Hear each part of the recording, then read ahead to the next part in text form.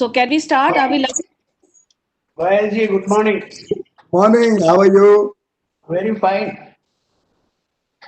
Keeping good health. I hope you're taking care of your health.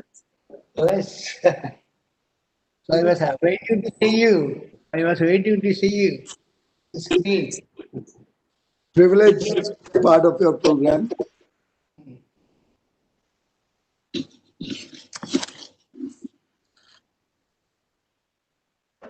Yes, ma'am, we can start. We are live.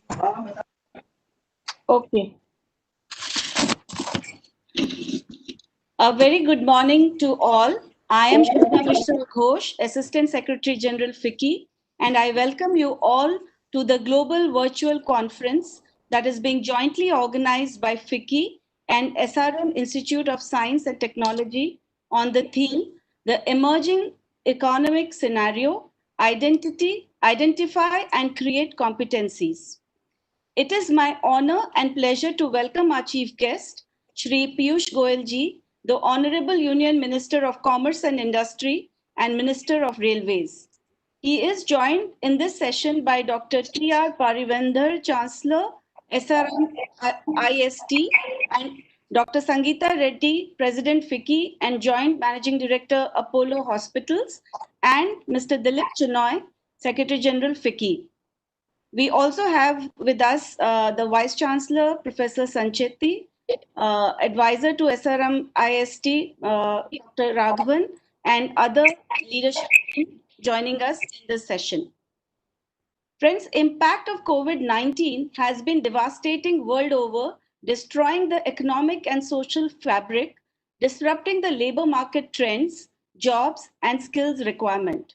Further, the current crisis is twined with already visible impact of Industry 4.0 related disruptions.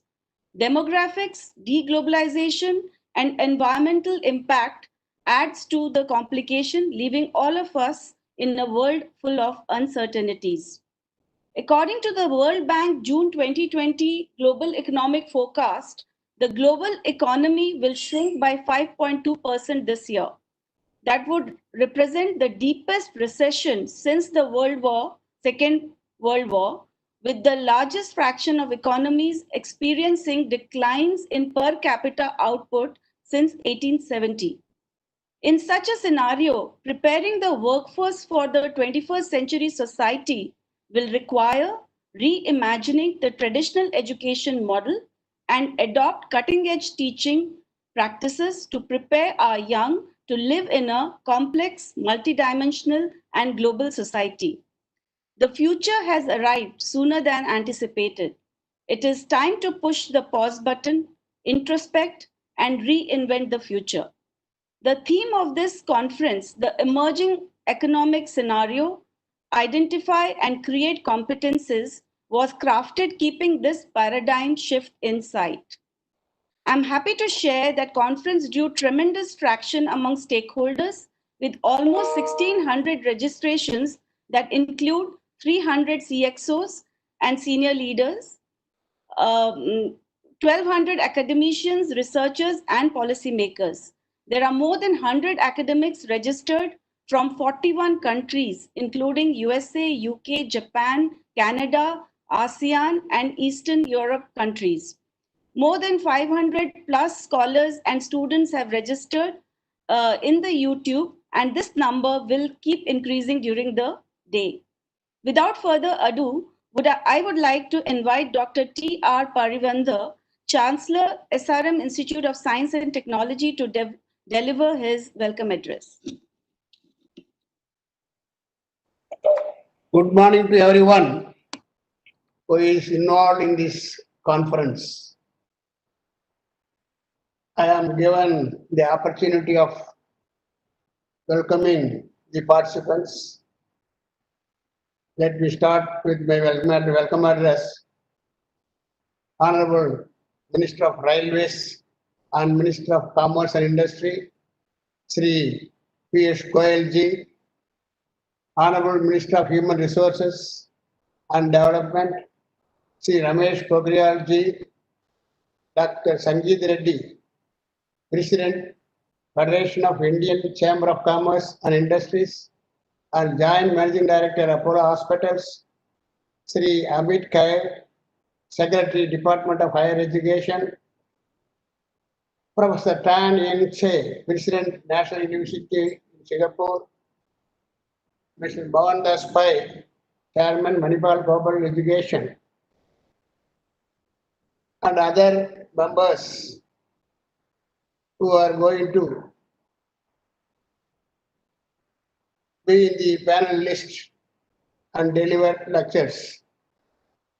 It's a great privilege and honor for me to welcome you all and addressing the conference jointly arranged by Federation of Indian Chamber of Commerce and Industries and SRM Institute of Science and Technology. Having started on the initiation of Mahatma Gandhiji in the year 1927, the Wiki has given human service to the country with its more than 2 lakh members. Its long standing in the field of commerce and industry proves its success.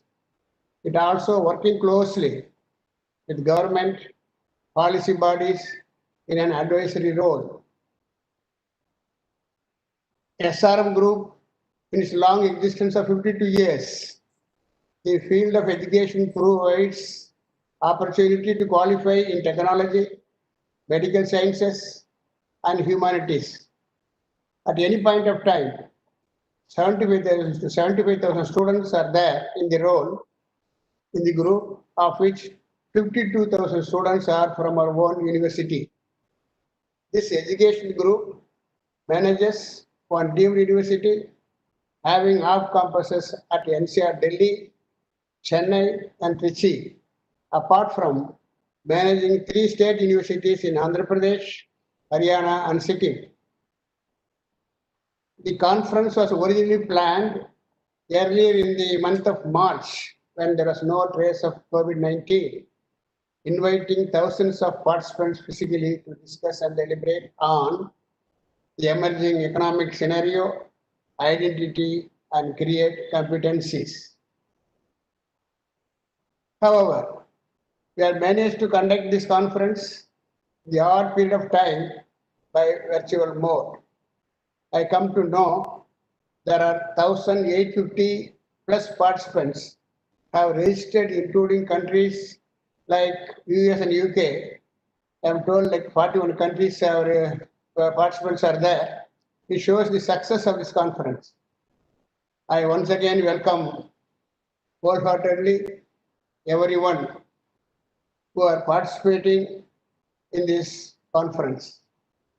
Friends, India is facing a peculiar situation, experiencing economic slowdown, which is not seen in the past 100 years, as economists say. However, India has managed several like situations the last few decades by our unity, hard work, willpower, confidence, and by our inherited humanitarianism. The areas where we have to give thrust and concentrate are agriculture, industries, and service sector. Food security for the people of India is very, very essential through our own agriculture development. Farmers are the backbone. They never to be allowed to be suffered. They are feeding the country. Apart from this, it also ensures at least 40% employment. So, on any circumstances, there should not be no suicidal cases amongst the farmers. So, the country should assure affordable price for the produce of the farmers. As Gandhi said, India lived in the villages.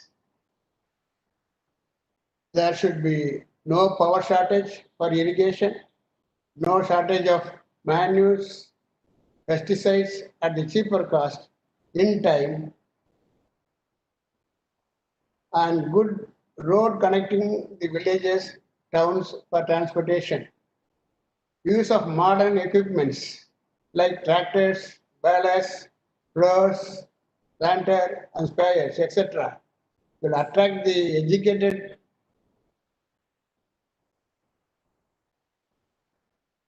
youth to come into agriculture because this will reduce considerably the physical strain. To advance the country, to march forward, large, medium, and small scale industries are indispensable.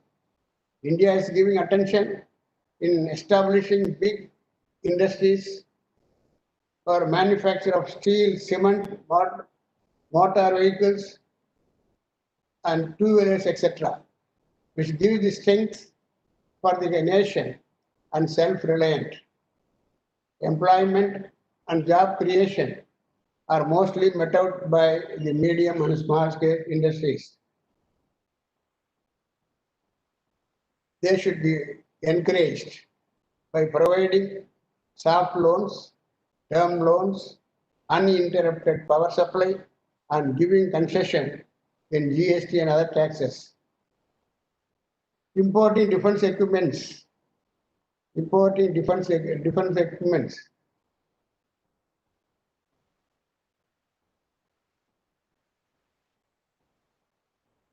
Importing defense equipments by days should be gradually reduced. Our Honorable Prime Minister, by his frequent addresses, bring people of India more closer to Make in India and Made in India and Digital India.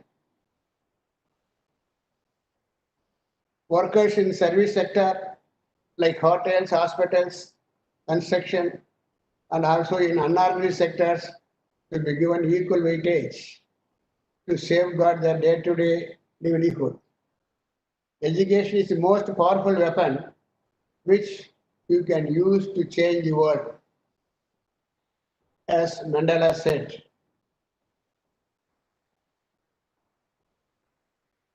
let not born if not educated. It's a version by Plato, Greece philosopher. The above quotes point out the importance of education. Education in different lines like technical, medical, and paramedical plays a very vital role to provide required human resources. At present, there are 945 universities, 40,000 plus colleges are there in our country for higher education.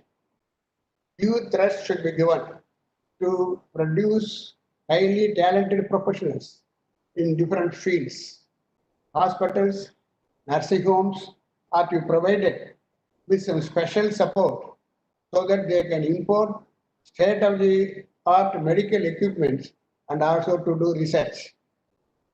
To compete globally, research is the guiding star for which liberal funds should be provided by the government, and certain percentage of profit earned by the industries that should be spared for the institutions for research. Of course, academia and industry are two sides of the same coin.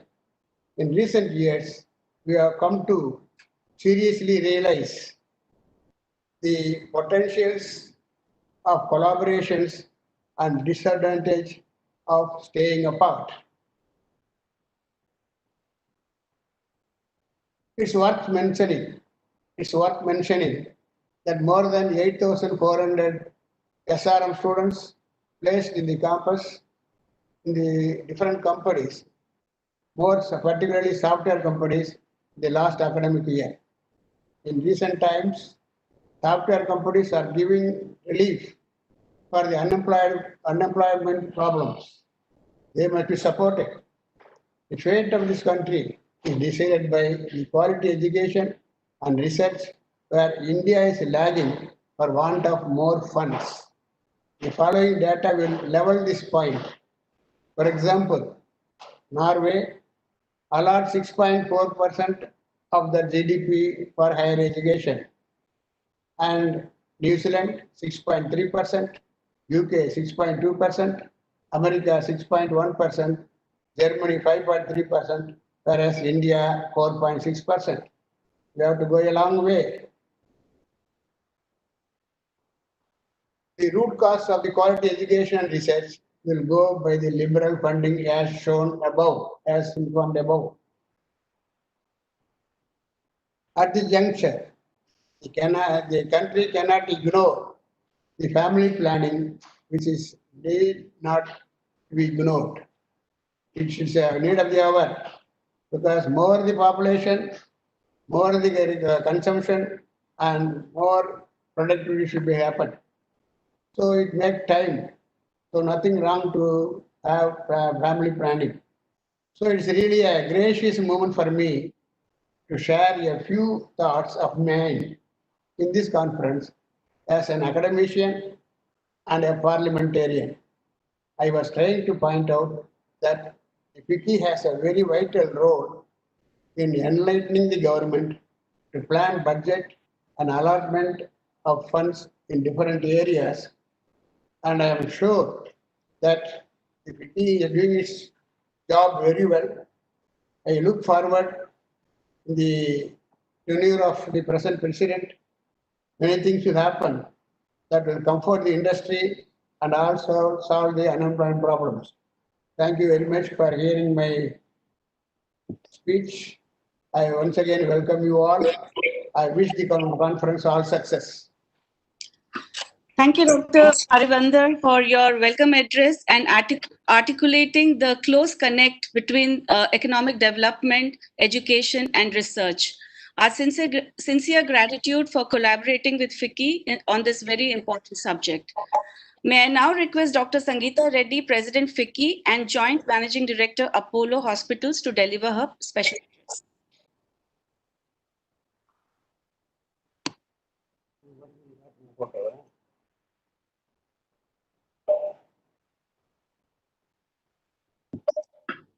President FICCI, has she dropped out by any chance? President, you have to unmute yourself, please. Unmuted. I am unmuted. Yes. Yes. Good morning and namaste. Honorable Minister Shri Piyush Goyal ji, most respected Parivendra ji of SRM University, Dr. Sanshetty, the tremendous number of delegates and participants and the very active chat box I can see from all leading educational institutions across India and many from across the world, including the Philippines, the US, the United Kingdom. A very, very warm welcome and namaste, good morning to all of you. It's a great pleasure to be amongst you today to deliver an address on the emerging economic scenario, identify and create competencies. I believe that time is short and all of us are looking forward to the Honorable Minister's address, so I will try to be brief. The team at FICCI, the Secretariat, the Secretary General, Assistant Secretary General Shobha, over the years have done a tremendous job to build up the competency, capability and relationship, as well as the deep insights in the education sector. Now more than ever before is a time for us to review the skill sets we have, understand, evolve, grow, and then make this one of the significant foundations for the transformation which is happening in India as well as across the world. But coming back to the economic scenario, we cannot ignore that the COVID-19 pandemic is a humanitarian crisis that continues to damage lives and livelihoods across the globe. And the economic fallout has been significant. The US GDP fell by more than 5% in the first quarter of 2020, despite the tremendous fiscal inputs which were given.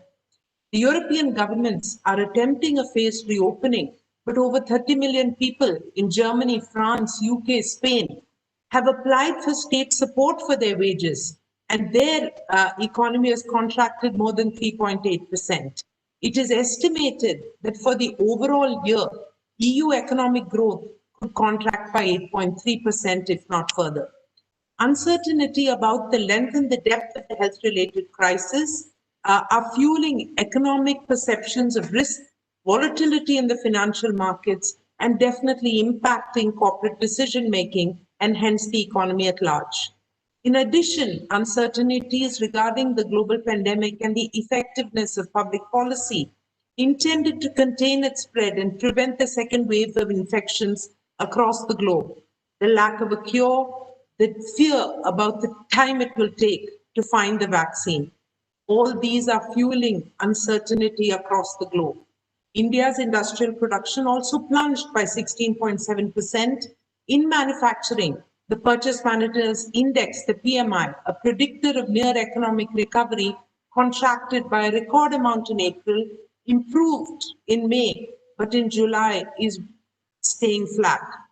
Market capitalization also declined significantly in India from December 2019 to May 2020, partly as a result of the net outflow of approximately $5 billion in foreign investment. The current crisis is twinned by an already visible impact on Industry 4.0, and the workforce of this 21st century will require rethinking the traditional education model, and we must adopt cutting-edge teaching practices to prepare our young to live in this complex, multidimensional, and global society. In this context, the theme of the virtual conference, the emerging economic scenario, identifying and creating competencies, is apt, relevant, and I commend all of you for participating, because education is indeed the foundation for the economy. COVID-19 has fundamentally redefined the new work order, and while people are saying that work from home is also living at work, various innovations from telehealth to robotic process automation, from online classes to virtual internships, technology transition is reshaping the way consumer behavior patterns and business models, and hence the world. At the same time, we are learning new skills, social distancing policies, methodologies to sanitize, fumigate, and stay safe despite the crisis. It's altering the way we work, the way we perform. In manufacturing as well, and social sectors, education and skilling are also hugely impacted. And it's important to note that over 220 million students of universities and other tertiary education institutions in 175 countries have had their studies ended or significantly disrupted. While the global education landscape is undergoing a dramatic transition, and in the presence of so many educationalists and the Honorable Minister, I propose a new thought. If students cannot go back to schools abroad in September, can international global universities reach out to Indian universities and create a new age of partnership? Can we find methodologies for them to spend 6 months to a year in Indian universities studying the international curriculum? While they're admitted into their global universities, they can join them 6 months to 12 months later without disrupting a whole year. I think this is something that we will soon be having a global and national universities meeting to seriously discuss this. And I put this forth to the Honorable Minister to please find the methodologies for us to get permissions, sanctions, and capabilities. So this will create not just a continuity in the lives of the young students, but new business models and new methodologies of partnership will emerge with global universities and Indian universities. Parallelly, there's a tremendous need for us to upskill our existing workers, and more than 53% of firms have started orienting employees on virtual platforms. The tremendous growth, whether it's Microsoft Teams or even though they are security concerns, I believe Zoom has gone up from being used by 10 million office workers a day to more than 200 million people on a day in June. So these kind of significant changes are going to require high-level cognitive and socioeconomic skills, which are characterized by non-standard tasks. Jobs with high routine content will be automated and offshored. This trend is expected to continue and accelerate post-COVID-19. The recent report of FICCI on pre-post-COVID skills and job perspective, 5 key skills required post-COVID for manufacturing sector, including data literacy, digital coding, critical thinking, creativity and innovation, and technology know-how. All these are very, very relevant as we get used to the new normal. Parallelly, we must strengthen our capability and our knowledge and our classes in digital infrastructure, capacity building, effective and collaborative R&D, as is happening right now. If this collaborative R&D could bring down just the innovation cycle and the lifespan for discovery of the vaccine, imagine how transformational this will be. While COVID-19 is being considered a black swan event, we have silently been witnessing the growth of many infectious disease, whether it was H1N1, SARS, MERS. This is also becoming part of the new world order. It is important for us to be prepared for future crises. The learnings that we are undergoing across multidimensional areas will serve us well if we learn those lessons. I'm not going to go into the tremendous scope in the education sector. The market size is significant. The opportunity for global courses and the current surge in online registrations of more than 39%. With 560 million internet users in India, India is the second largest market in the world.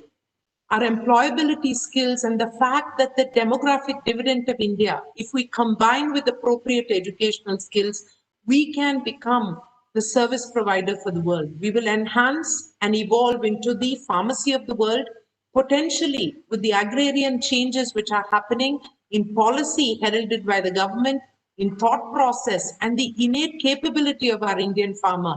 We can potentially become the food basket of the world.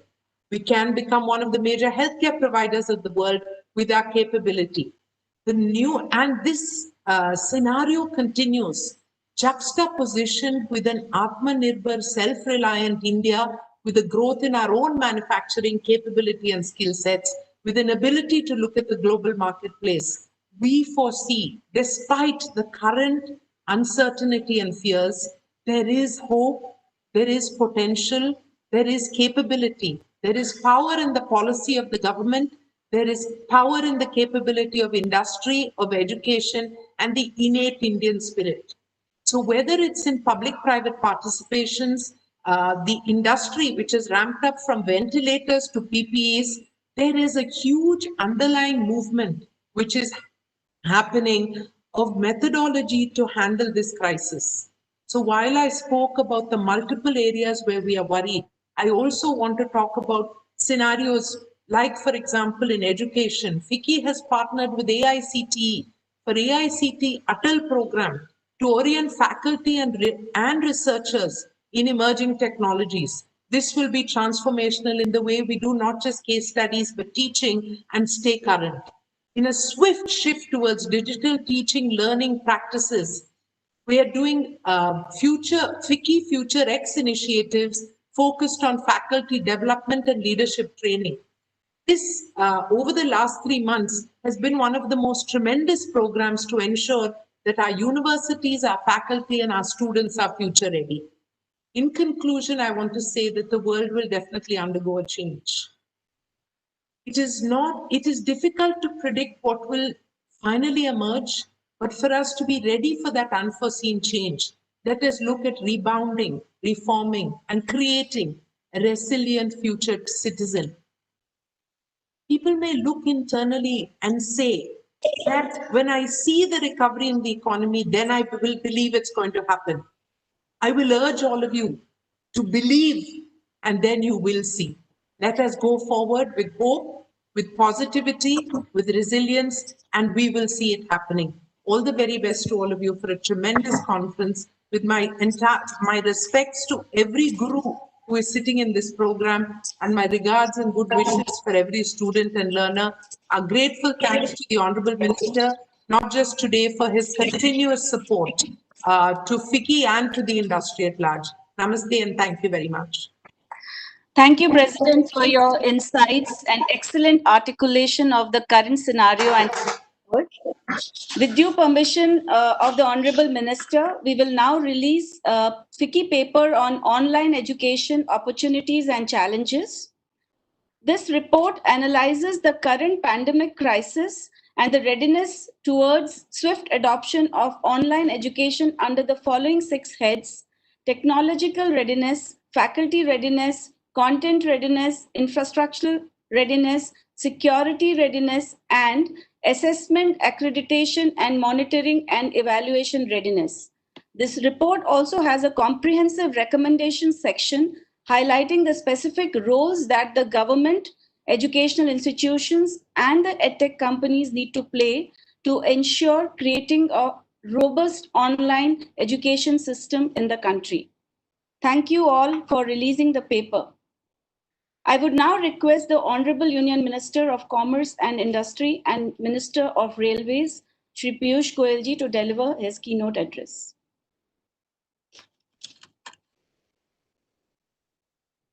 Dr. T.R.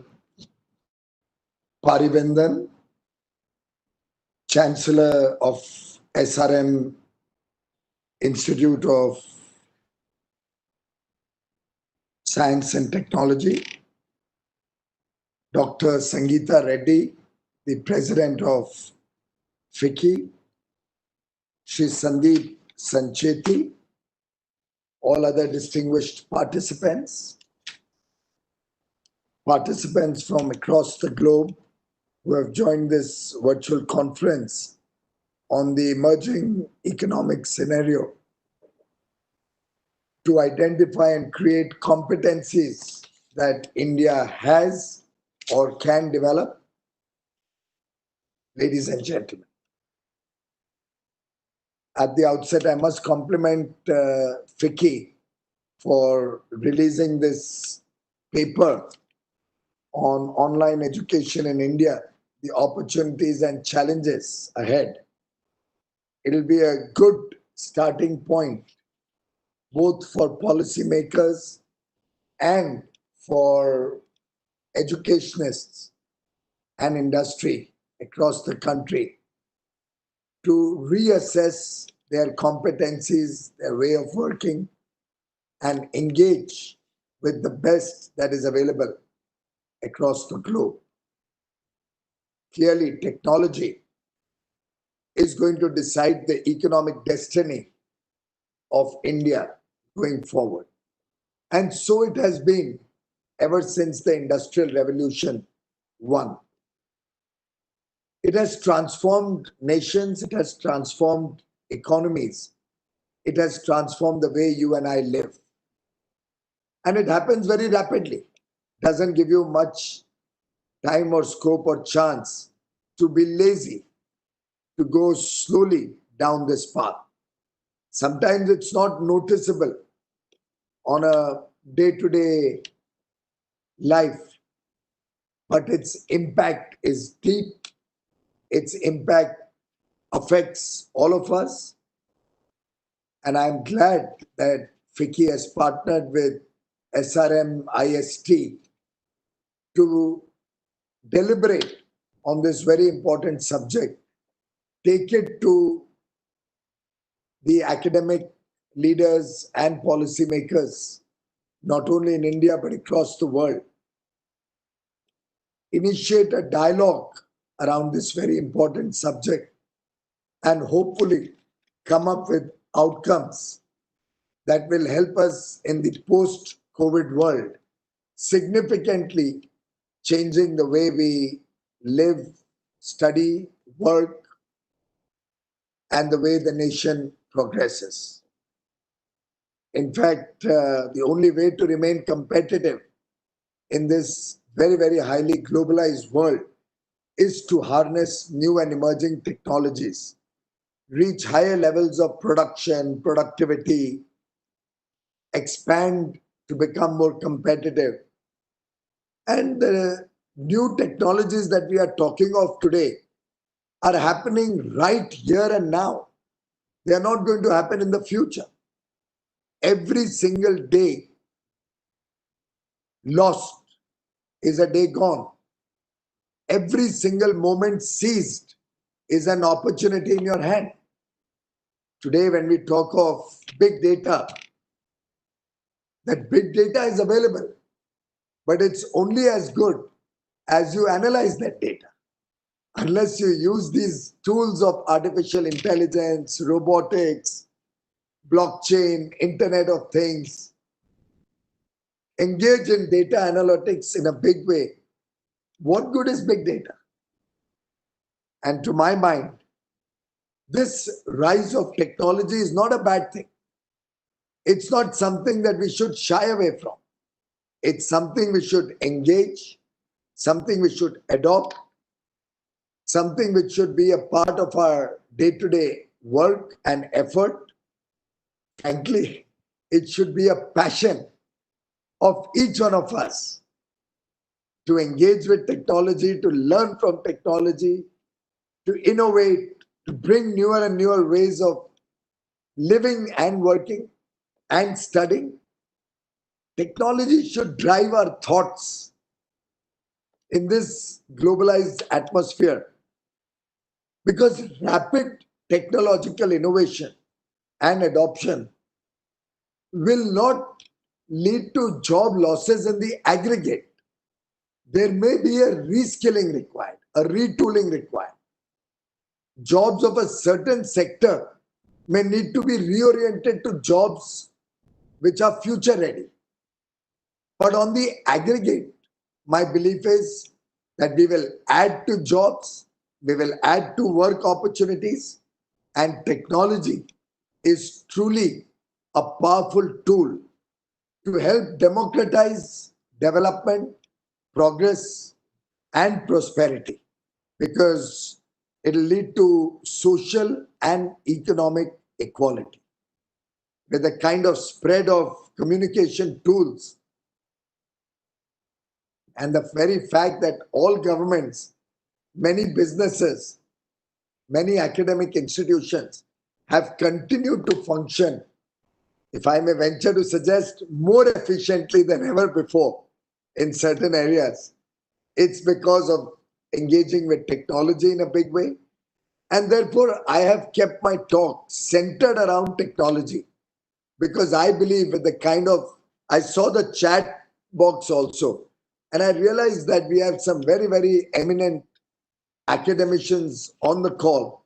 We have some very passionate believers in the future on this conference. And I believe that the future is going to be defined by all of you participants who are really the flag bearers of the emerging India of a future which is working towards the prosperity of 1.3 billion Indians. In fact, if we look at historical examples, look at Germany, look at Singapore, many other nations, the US today is growing, is prospering on the strength of research, development, and innovation. In fact, it is the lack of effective technological interventions that has probably triggered inequality in certain parts of the world. But we should be willing to learn from the example of others. Technology adoption can be phase-wise. We need not have an overload overnight. We need to prepare the nation. We need to skill our people to absorb technology. And with this rapid skilling program, we can bridge the gap between the haves and the have-nots, between the technologically savvy and those who have remained deprived of modern technology for years and years in the past. New economic activities, new opportunities will be created by the advent of technology, and production centers also may shift in the years ahead of us. The Institute and FICCI sent me some information, some of which was very, very interesting and an eye-opener, which I would like to share with you. And I was told 1 out of 4 graduate who comes out of higher education by 2030 is going to come out of the Indian higher education system. It came as quite a surprise to me. And therefore, I hope each one of you realizes the important role you are playing, not only to shape India's destiny and future, but to shape the destiny of the world. the future of mankind is going to look up to your work to prepare good Indian citizens with quality education, with education encompassing a very wide canvas, not necessarily just the traditional BA and BCom and BEd and BSc. The world is evolving into the world of liberal arts, the world of technology, the world of newer ways of doing things. You have a Mr. Anand Mahindra who goes to Harvard, graduates from Harvard, but what is his major? What was his passion? Photography. And he goes on to lead one of the most successful conglomerates that India has seen. With his passion being harnessed initially in photography, but honing his skills to harness that same passion, to engage with technology, to engage with modern way of working, to engage with management principles, and become a top business leader of the country. In fact, I'm sure all the educationists on this call will also be looking at unique and newer elective programs. I mean, the opportunities are out there for us to grab. The Honorable Prime Minister, with his vision and foresight, took yoga to the whole world. We now have an International Day of Yoga, which we celebrated last month. The world is excited about the potential of yoga. The pranayams, the various forms of yoga are a very holistic and complete exercise of the body, mind, and soul.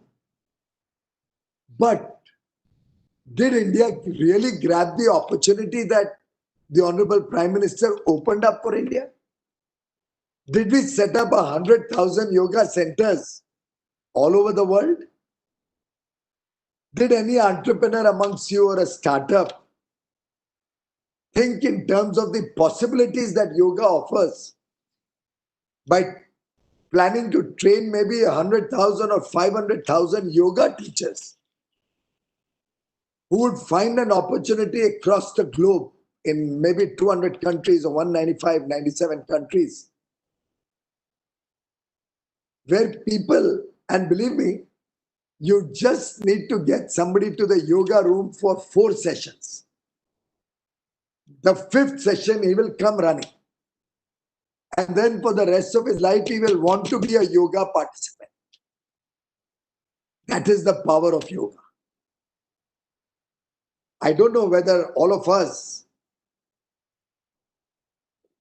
have failed the nation and the people of India, where despite the Honorable Prime Minister with his vision being opening up doors, opening up opportunities for all of us, have not seized the moment.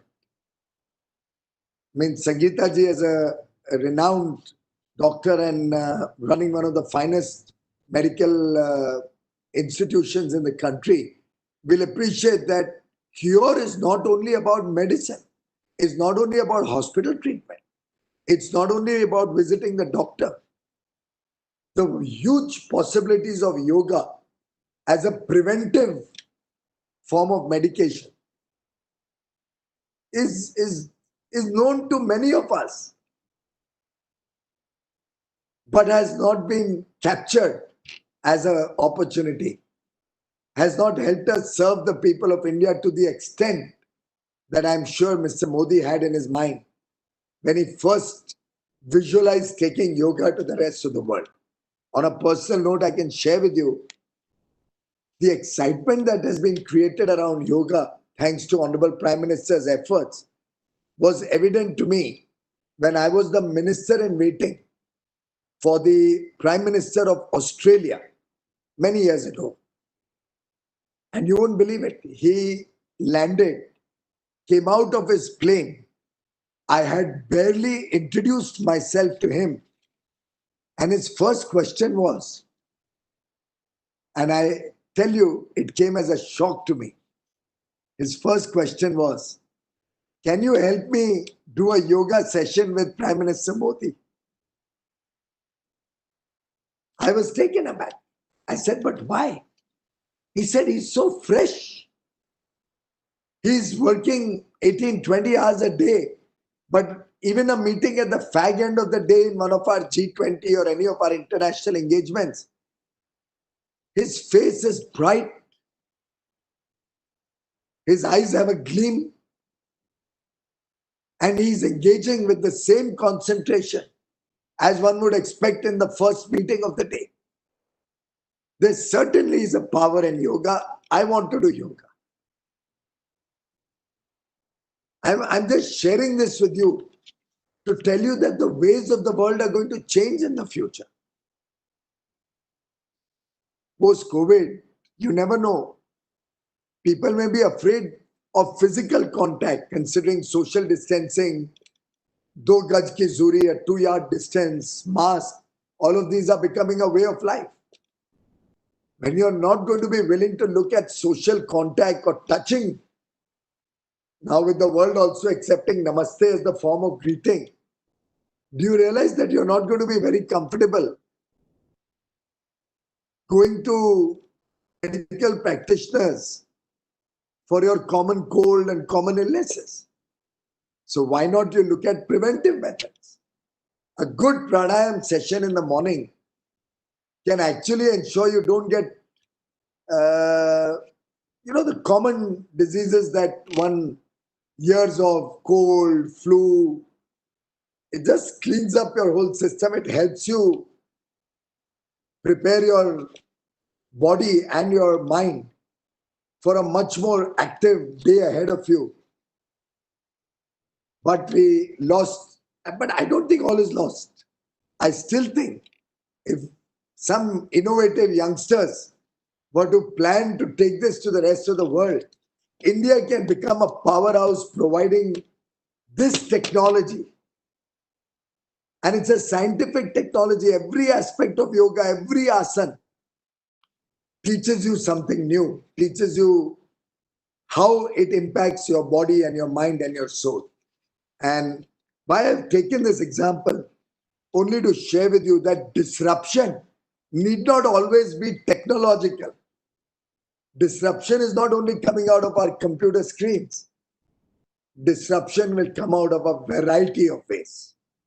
It's for us to see whether we are willing to engage, whether we are willing to offer to the rest of the world India's traditional strengths, while at the same time acknowledging and accepting good things that we can learn from the rest of the world.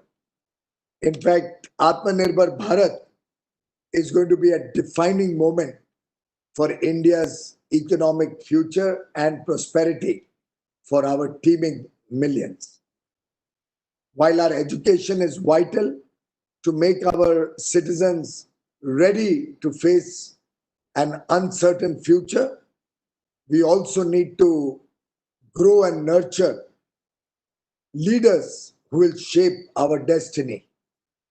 We also need to focus on these young students and prepare them to be the leaders of tomorrow with skills such as creativity, innovation, complex problem solving, cognitive abilities, and social skills.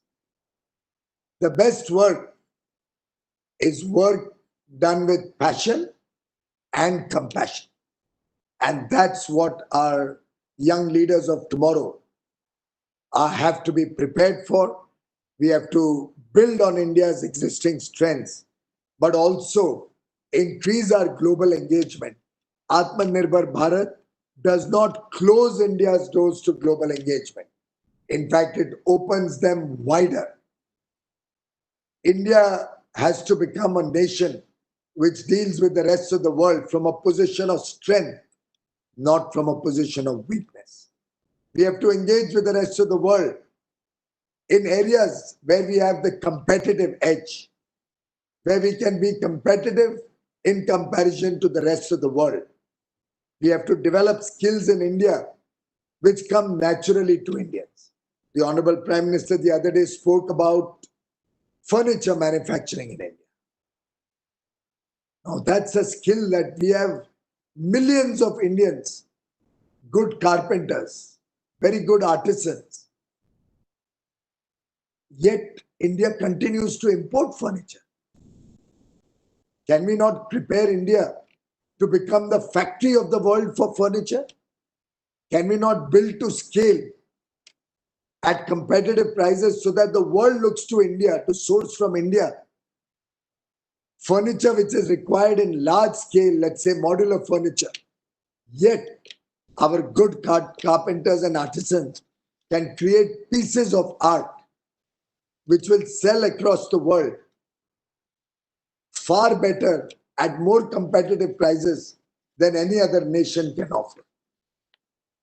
In fact, we have identified first 12 sectors and now 8 more, so we have 20 sectors in which FICCI and other associations are very much a part of our engagement, where we have identified sectors where India can not only meet our own domestic needs, but also become globally competitive and become global leaders supplying to the world.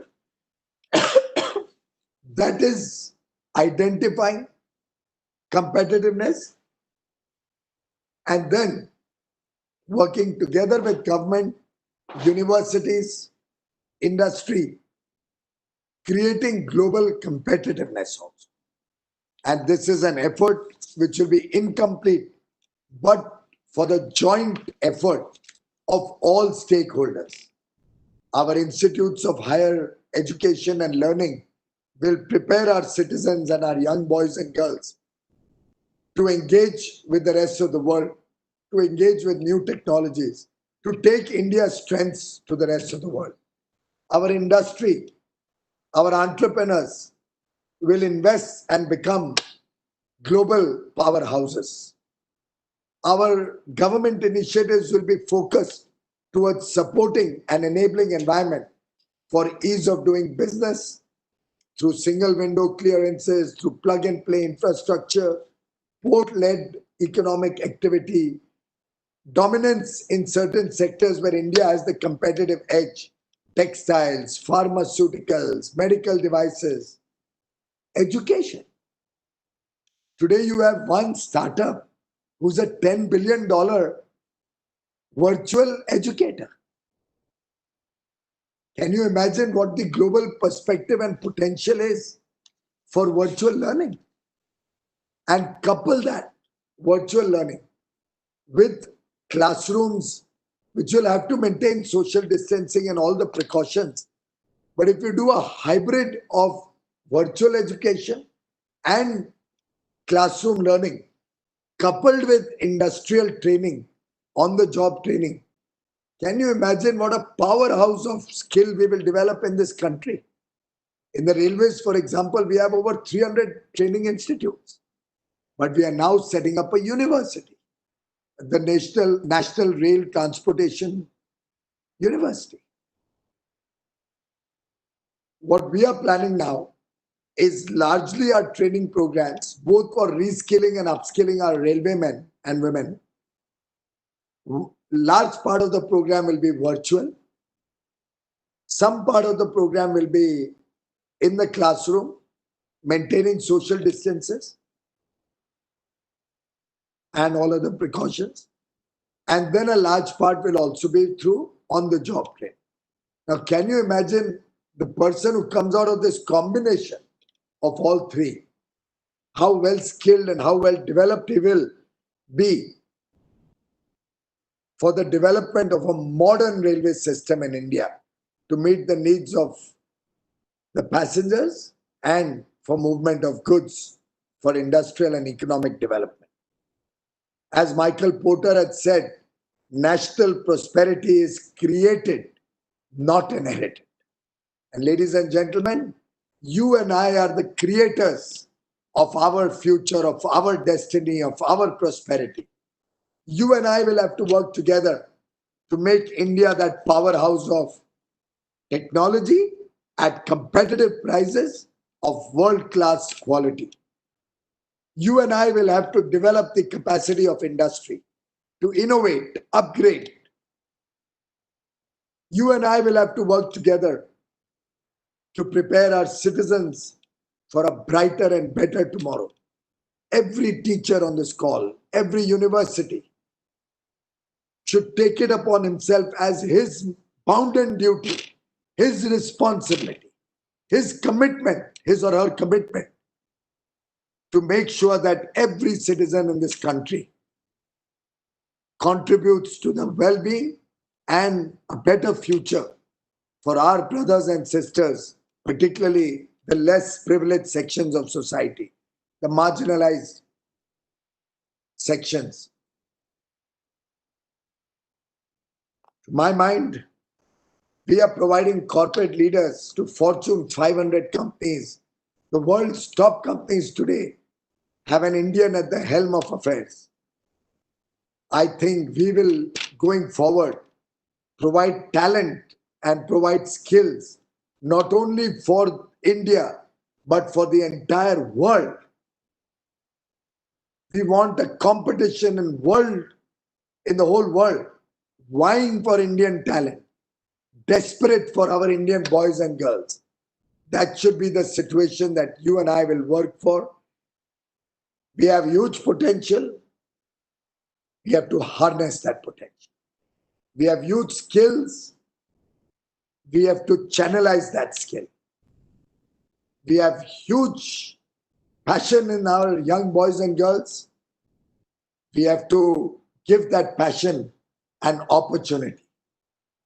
We have well-meaning individuals with great compassion for our brothers and sisters. We have to encourage that compassion. And I have no doubt in my mind that with this collective effort of the academia, government, associations and organizations, institutions, and the people at large, we have a very, very bright future for India waiting in the wings for us to fly. My best wishes to each and every participant on this very important conference. My best wishes to FICCI. My best wishes to SRM IST, to Dr. Parivender, the Honorable Chancellor of SRM IST, to Dr. Sangeeta Reddy, President FICCI, to all the other participants. This must be one of those rare occasions where, as the conference progressed and as I was speaking, the number of participants have kept going on, as I am seeing on the screen. But I do hope each one of you will go away from this conference at the end of the conference, after all the deliberations, re-energized to reinvent your future, the country's future. My best wishes to each one of you. Thank you very much, ladies and gentlemen. Namaskar.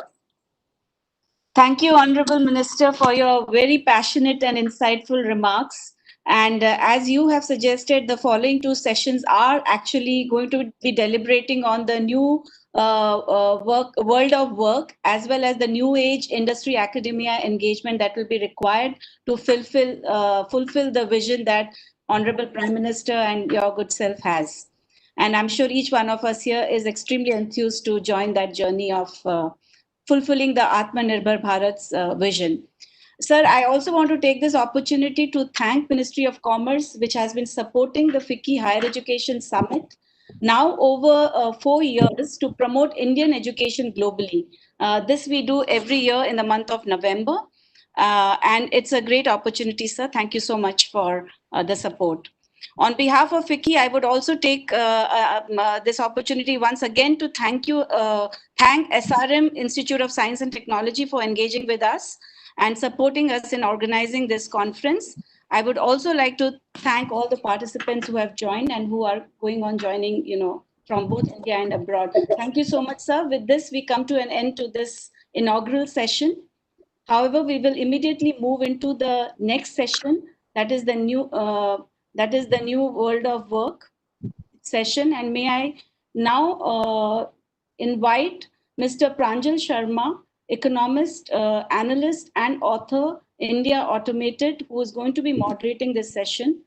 And the session panelists with us are Mr. Vijay Sahu, President HR Reliance Industry Limited, Mr. Arjun Jain, CMD Intellect Design, Mr. Anurag Malik, Partner in India Leader, Workforce Advisory, Ernst & Young, Mr. Hemal Shah, Senior Vice President and CIO, Dell, and last but not the least, Mr. Lokesh Mehra, Head AWS Academy, South Asia, Amazon. Over to you, Pranjal. Shobha, 1 minute. I just want to thank the Honorable Chancellor, Dr. T.R. Parivender. Namaskaram. All the very best and happy for this participation. And welcome all new panelists. Have a wonderful conference. Thank you. Thank you, President, for your support. Thank you, Shobha, and thank you, Ms. Reddy, for this session. It was, I think, very exciting to hear the minister being so optimistic and enthusiastic.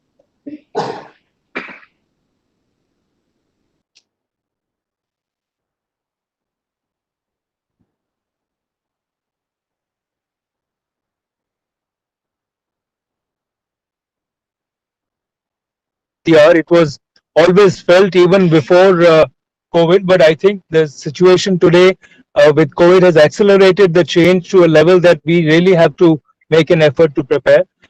In this session now, what we're going to be doing is we'll have industry leaders share their thoughts and experiences of what has happened, what is happening in their respective companies and the industries and sectors, and also give some suggestions and advice on what can be the future, what are the takeaways for young professionals as well as for potential those who are studying right now and they're looking to join the corporate world.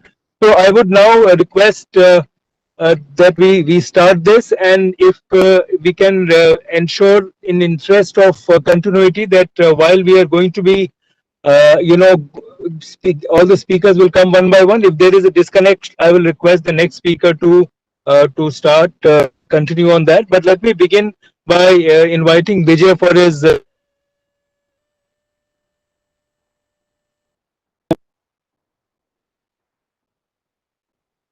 Good morning, Vijay sir here. Thank you, Mr. Sharma. Thank you, Fiki and other panel members and the audience and the SRM Institute. Actually, more than manufacturing, I deal more with the technologies and consumer businesses. I'll broadly touch a few points. So what actually I have been observing that certain things have become new normal. As we are talking, we are operating from home. Offices are closed. Factories are operating. But the business is going on. The business is going on. Sometimes it is actually better than before because of the digital and essential services like consumer businesses, retail, etc. It looks like it's a new opportunity for new industries. So that is actually from the perspective of our company in regard to taking care of colleagues and all the kind of ecosystem we have, led by our chairman. We have taken very special care in terms of prevention of the disease and in terms of if there is somebody affected in our ecosystem, whether employee, vendor, partner, we are supporting them in terms of healthcare, cure, and coming back to work. So that's actually about the company. Larger issue, I thought, like, since it's an opportunity to share my own personal thoughts, I thought I'll take this chance. I was listening today, the speakers, earlier speakers. It actually personally bothers me when I was, when I keep thinking in 1980, our GDP and China's GDP were almost same. And 2020, there are 5 times of us. What made that difference? Most of the things are actually in the space of technologies. And I'm seeing at a micro level in our company, whenever we have new technologies businesses, they're creating actually disproportionate value as against the traditional legacy businesses.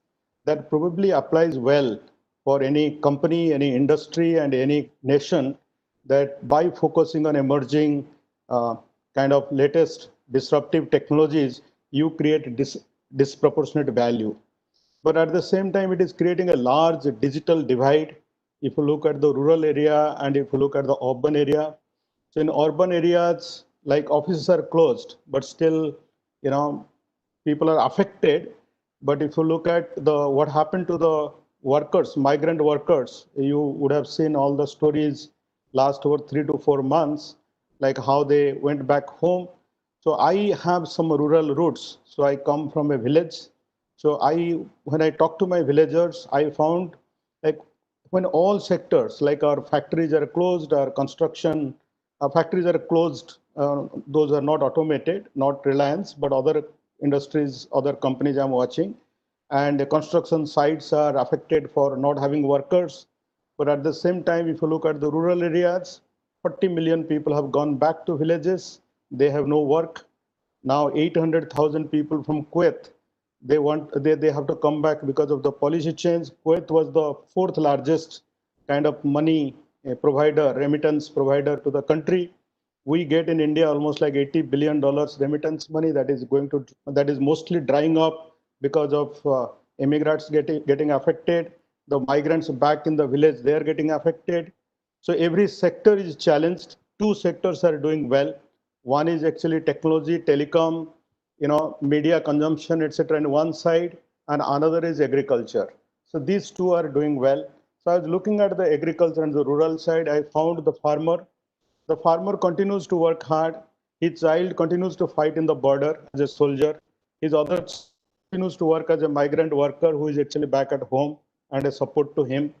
Now, actually, it is the time at the national level, FICCI level, industry level, we should do complete thinking, like what new skills are required at the highest level when our engineers are coming out from institutes like SRM, and what skills are required at those migrant workers level, those 40 million people. We have 160 million migrant workers, and 40 million of them have gone back home.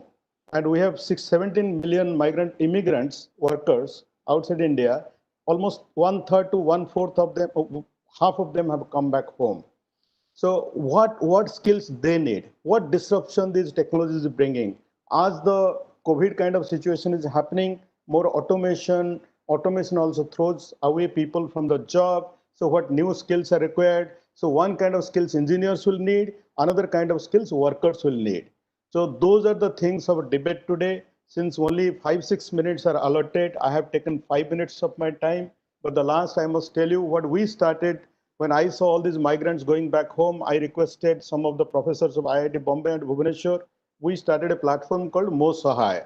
So we have by now kind of enrolled over nearly 2 million migrants. So those migrants, we are trying to actually do the skills mapping and which all industries they can go back and work, whether construction sector, manufacturing, all those sectors which are emerging as jobs, new jobs. And there we are finding the skills gap and what are the reskilling required in view of the new situations. So the skills, like Honorable Minister said, it's just not the physical, infrastructural or technology skills, but also the skills in terms of how to take care of health, how to work in kind of COVID situation. So those are the things when we are talking to migrants every day, we meet and talk to some of them. We have got the demand of 150, 160,000 people. In the demand side, supply is 2 million already we have identified. And there are like 100 volunteers are working, IIT Bhubaneswar, IIT Bombay professors, professionals, students. So those of you need people at different levels, but more so from the rural area, you are welcome to visit Mo Sahay site. That is my personal kind of passion. Thank you so much. I don't want to take more than 6 minutes. Thank you, Vijay. I think that was very efficient, and also the focus on migrants is so critical. It's important that large companies like yours are equally sensitive to the needs of the informal sector, the blue collar, as well as, of course, the white collar professionals. I'd now like to invite Mr. Arun Jain to share his thoughts. Good afternoon, everyone, or good morning as of now. And I was listening to the conversation made by President of FICCI, then Honorable Minister Piyush Goyal, and Bijoy, his comment on migrant worker. I think this is any big change brings a new set of crises, a new set of opportunities. And after the World War II, the Russia, where 20 million people got killed in World War II, sent man on the moon in next 14 years by 1959 from 1945. So it's a great opportunity for us to reflect back what competency we require for the new world. One of the competency which I proponent is design thinking. What is design thinking?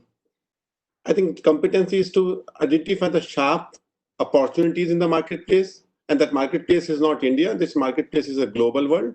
It has a 7 billion population for which we need to identify a sharp opportunity, because sharpness of the opportunity will be there, and then build up a systems to scale it up 100 times, 1,000 times, 100,000 times. So these are two basic requirements are there. So in design thinking, what we are looking, Silicon Valley, which has taken advantage over the Boston economies earlier, is because of design thinking they introduced sometime in 1992 over the MBA. So in education system, there is a significant change of bringing design thinking as a part of the whole curriculum. And that design thinking, when we applied in Intellect internally, we found our products are number one in retail banking, number one in wholesale banking in the world, not in India, but in the world, our products are number one in this year.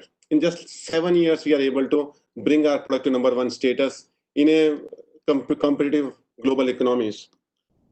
And what is the laws of design thinking? It's the last 2% is equal to 200% value. We do 98% products are similar in the world, whether Chinese product or global product, Korean products. Last 2% makes a huge difference to the scalability. Apple phone, we pay 3 times the pricing. Second law of design thinking is less is more. Less number of product, but 7 billion people. Market, 7 billion people. Education is a global education. Go to everybody in the world and do the education. So don't look at with the digital channel available, there's no difference for me sitting in Chennai, sitting in Bombay. There's no difference anybody or somebody sitting in China or somebody sitting in Kenya. That's a big opportunity which is available to us, which is less is more. The third thing is we need to pick up our battles right. 10 gram, 100 gram, 1,000 grams. What battles we need to pick up in competency, which is 1,000 gram items. Otherwise, we solve 20 problems, but every problem is 20 gram problem, not 1,000 gram problem. If you solve 2 problems of 1,000 gram, it can make a difference. So these 3 design thinking laws to drive the desirability of the human, to move to the technology as a feasibility, as Minister says that we have a technical people who can make it feasible. We need a business acumen to make it viable, which is already available with us. A lot of people in Marwari, Gujarat, North India, a lot of $10 billion companies are coming. That is the viability. We need to convert mystery of this 900 million people farmer, which is available, what Vijay is touching upon. This 900 million people by putting precision farming, the technologies, to look at how do we look at it, that mystery of that power of the people to the algorithm of problem solving. And for doing that, we need to apply design thinking principle of getting to the customer's shoes, understanding the customer at length, and listen to what he has not said. Not listen to what he said, but listen to what he has not said. Then observing the patterns in the market, the trends in the market, global patterns in the market, the way China, you have mentioned, it has grown 5 times. They observe the pattern. They observe the anti-pattern, what is not working in the world. And then document in a whiteboard in a structured manner. And then you connect the dots and unearthing the blind spots. So there are 3 ways of looking at design thinking as a process, which need to be part of our curriculums for the students as well as everyone. I would say that 3 design systems in a short, because 6-minute time, I take a workshop. I have the art and science of design thinking, but the 3 systems are most critical, which we got a benefit in intellect design. First system is system of knowledge cataloging.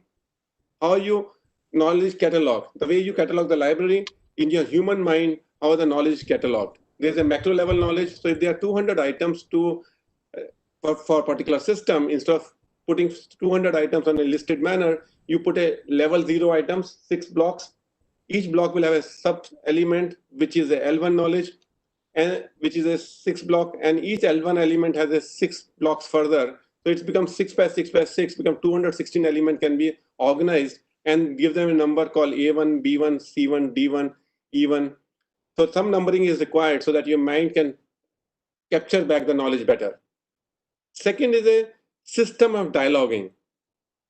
Normally, we believe hierarchically in the companies. We do the reviews, we do the discussions. We don't have a system of dialoguing in the organization. I call circle time is a system of dialoguing where we sit down in circle time and every member of the team brings a new perspective to the problem, which makes the problem more comprehensive solution. So last 2% comes with a system of dialoguing.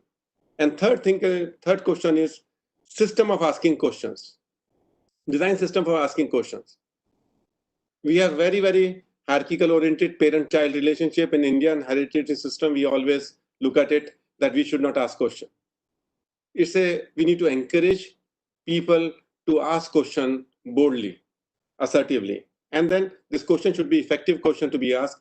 Sometimes we need to just make it not effective. You ask any question initially, and that is the kind of education system has to be brought in, where we need to train our students to ask questions. And even when the company first year student comes into the company, fresher comes to the company, can he ask a question for clarification?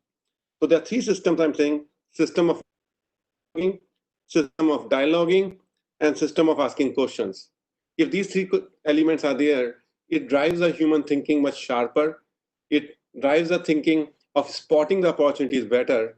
And once those opportunities are spotted, the right opportunities, whether it's a furniture opportunity or whether Bijoy is looking some other opportunities are there, that will come. And then you have to scale it up by last 2% to 100%. Moving from 98% to 99%, 1% movement takes 2 years of design thinking in a row.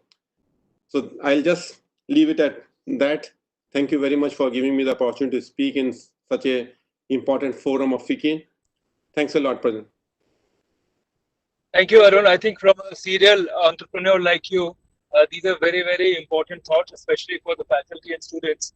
I think the key takeaway, of course, is the part about design thinking. But what really also struck me very clearly is this concept of cataloging knowledge, because sometimes we don't put enough effort into institutional history.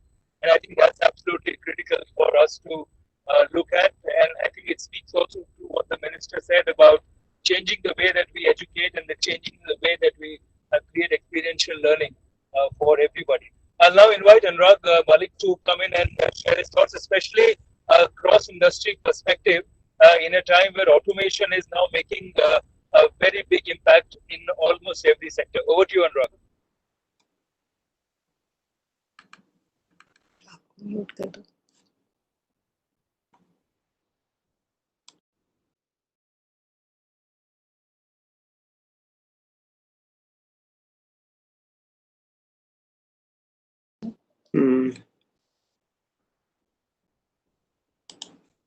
Yeah, please go ahead.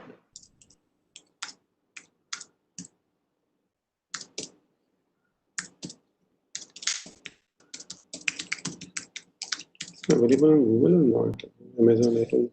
Pranjal, I think he's dropped out. Maybe you can go to the next speaker. Yes, so, may I request, in case, Anurag, are you there? Can you hear us? Hi, Pranjal. Anurag just dropped out. Perhaps some electricity. He'll be back in 1 minute. So next speaker can please go ahead. Okay, so may I request Himal to continue, please? Yeah, sure. Hey, so look, good morning, afternoon. These are very interesting times, right? I would just want to characterize my view into two parts, right? One is, what are we seeing from a landscape perspective, and then what does that mean to us? From a landscape side, to come in, and then I'm just taking a few years back, right? I mean, we have been on a sea of a generation change. Like we used to talk about the baby boomers, the Gen X, Gen Y, Gen Z. We are already talking about the Gen Alpha now, right? So these are the people in the few years who actually will start in the workforce, and the demands and the needs and the characteristics that come from each of the generation is very different, and it's much better than any of the previous generation, right? So one thing is, you just see a natural trend that there is a shift in the way that we work, just purely from a generation's perspective, and it's going faster and faster and faster. The other shift that we have all seen in the last many years is the whole business change with the technology, right? I mean, we have seen that, in the last many years, technology is pervasive. Every successful business, majority of them are technology businesses, right? If you see the many of the examples that Vijay also said, the impact of technology that has gotten into literally every single business, no matter what, is just absolutely huge. Um, if you think about these two perspectives in mind, the last 6 months have been a horribly interesting to add to that already changing landscape, right? We have seen a complete change in the way we work. That is a total dramatic change. At Dell, I was actually talking to the interns yesterday. uh, they don't have the flexibility to come into the offices. They may not see their managers in person. It's a big change on the way that we work across many of the industries, right? So huge change on the generation side that has been going on, a fairly big change on the business transformation side that we have seen in the last few years. The last 6 months is that, when you add up these two, and to add up, what has changed, the way that we work has totally changed. To keep it simple, what does that mean to us, right? I think the advice that I would give, and the way that we have been looking at things, is two very simple things. The first one, highly resonated with what uh, Mr. Goel said, and Arun also said, right? Don't just embrace change. Change is, it's not an optional thing. You have to embrace it, but don't just embrace it. Like, lead it, and lead it with a passion. To extend that, I think that whole concept of a hierarchy, this whole junior senior thing, as people enter the workforce, should completely go away. One of the things that we have been doing at Dell is actually taking a lot of onus on the reverse mentoring. So I have a mentor who's also my pair programmer, who's actually teaching me a lot of the Kubernetes stuff.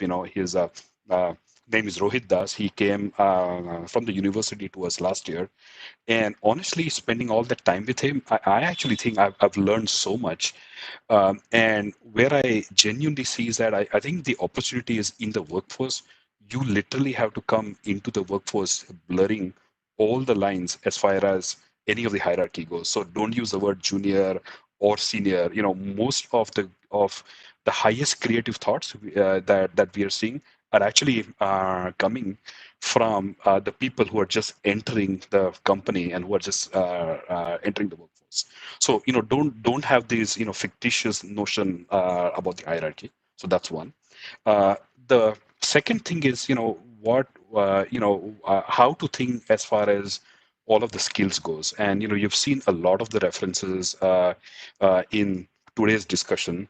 I do think things like the IoTs of the world, the AIs of the world, look, I mean, they are the usual suspects. I mean, there is no doubt that, all that stuff will help. But I think, to me, one of the things which is an unusual suspect, and probably the one that I think in the most recent world, especially with the changes in the way we work, is curiosity. The more curious people are, the more they know how to do stuff. Because look, now you're not in, you are in a different environment. Work may not come running to you. You need to see what's happening. You actually, to a certain extent, will control a part of your own destiny. That will help significantly higher if you just hone in along with all the other skills, one especially high skill, which is be curious. That's it. Back to you, Pranjal. Well, I think the key point I like is about skills and the flat hierarchy. In my view, what's going to happen is that skills will be more important than experience, and simply because people who have experience are not really, we don't have that kind of experience simply because those issues have not, the technologies are pretty young themselves. But the technologies are young, you can't expect people with 15 years experience to be available all the time. So hierarchies will obviously be restructured, and I think this is a important imperative for organizational leaders to also look at, simply because the whole process from hiring to retirement will also undergo a huge change, and I think the mindset of organizations has to change as well. And it's not just about the government and skilling, but organizational structures will have to be revamped as well. Now I'll get Lokesh to come into the picture. And Lokesh, you represent a new age industry, so perhaps your thoughts on what is the new world of work. Thanks, Pranjal. I'd like to begin by, sharing a couple of data points. First of all, I think everybody knows that the world population is about 7.6 billion.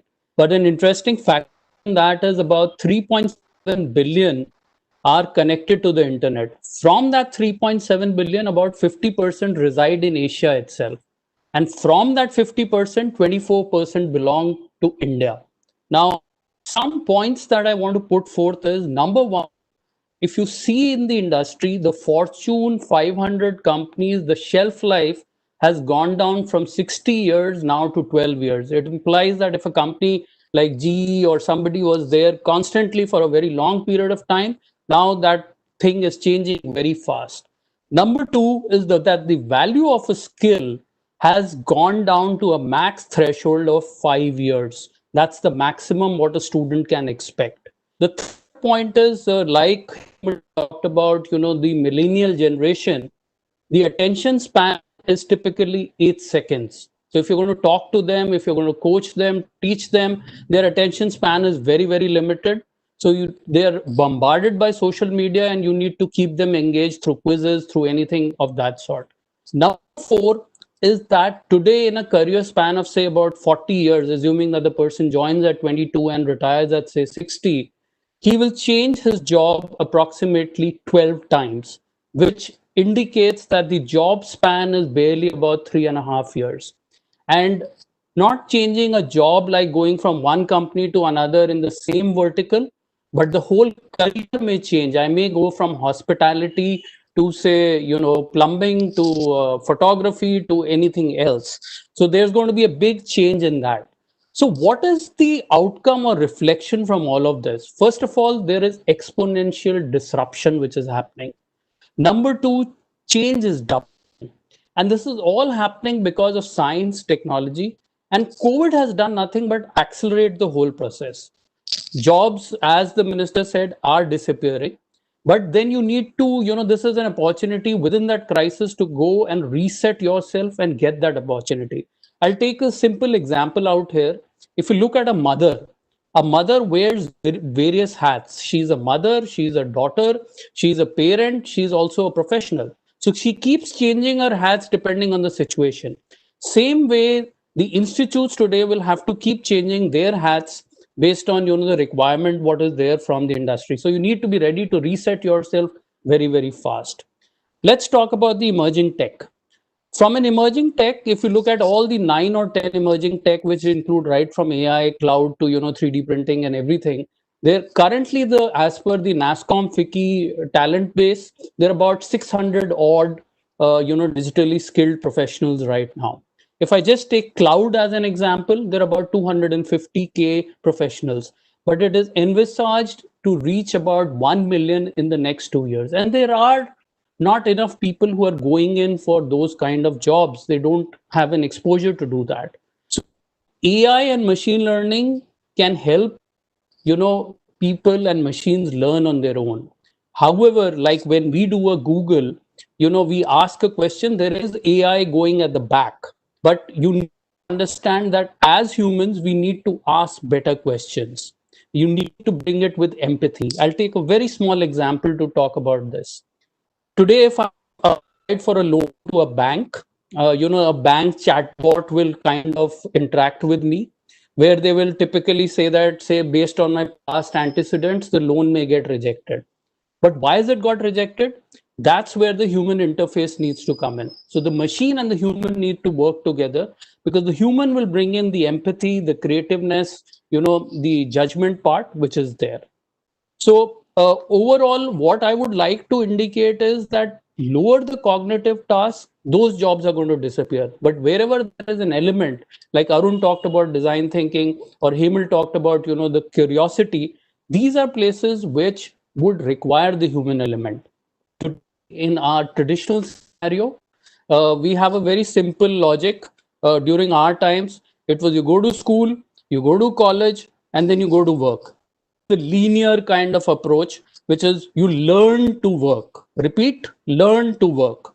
In the current generation, you would need to discover, you would need to experiment, you would need to assess, and you would need an entire mindset where the learnability quotient is going to change. And here you work to learn. So learn to work changes from work to learn. So from a linear approach, now you have an algorithmic diffusion which is going to happen. So that's the entire difference which is there right now. I'd like to talk about two things currently. From a manufacturing perspective, I think there's been a lot of supply chain disruption. Three elements that you need to take into cognizance. First of all, raw material there has been a huge shortage. Number two, factories have been shut down. Number three, transport, logistics, flights and ports have been shut down. So what do you do to overcome all of these? First of all, diversify. You need to look beyond China options. Number two, you need to look at online marketplaces. Number three, you need to have processes where you can keep on updating in terms of how the social distancing, etc., needs to be.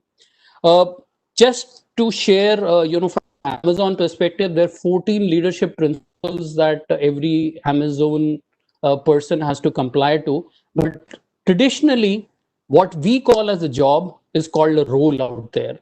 Number two, it is not a function in which you report. So, for example, by function, I imply an HR or an IT function, but here it is competency based. For example, writing is a competency that I may have. Number three, we look for career paths where there may be, a total career path that I'll go from a manager to a, director to a VP, etc. But there, the progression is more in terms of the skills that you acquire. So that is what is going to happen. Third is, instead of an upward mobility, you will have specialization which is going to come in. Fourth, I think the final point that I want to say is that instead of direct and manage, now you have to build and work in teams. To summarize, what I would like to indicate is that, look, emerging tech are here to stay. But from the student's perspective, what I would recommend all the educators is give the opportunity for your students to fail and then adapt, stand up, and grow. That tenacity has to come in, because the minister talked about passion and compassion. I feel success is dependent on chances and choices. So back to you, Pranjal. Thank you very much.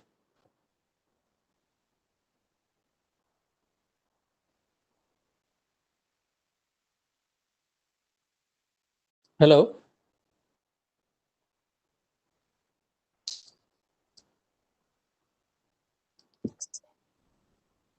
Pranjal, are you there?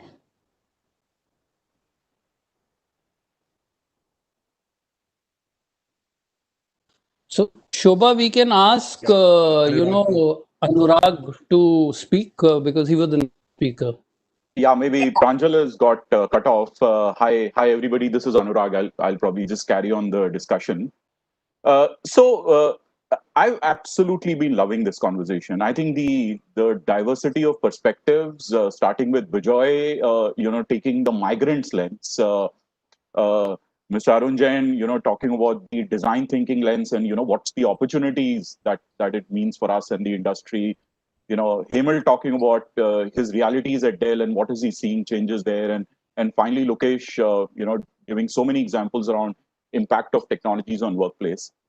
So let me just see if I can add to this conversation by talking about a consultant's perspective. So I work for EY, and I have had the privilege of working across sectors, talking to companies across sectors, and watching them carefully in terms of what are they seeing, what's the impact of COVID, what's the implications for the hundreds of people, the thousands probably who've dialed in today into this conference, and what does it mean for them.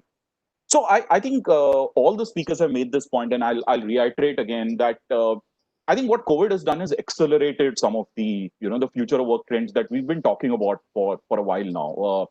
The discussions we've been having about the impact that technology and automation will have on jobs, skills, and ways of working. There is no doubt about it that there is an incredible amount of conversation today about impact on jobs. Which are the jobs that will disappear? How much? Given the challenges, will it get accelerated? What is the number?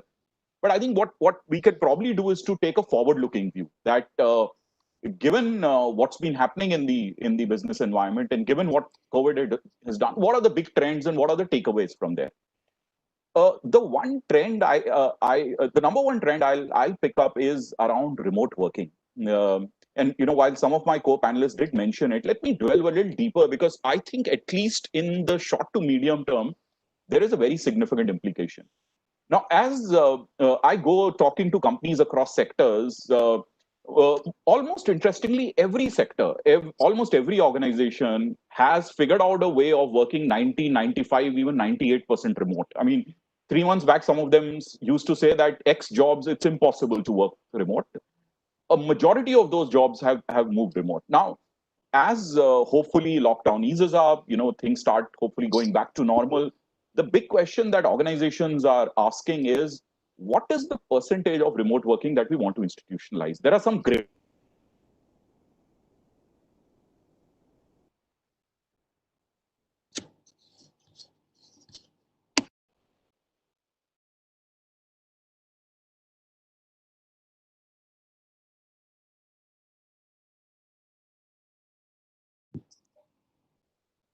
Pranjal, I think Anurag has dropped off. Can you probably take some questions or?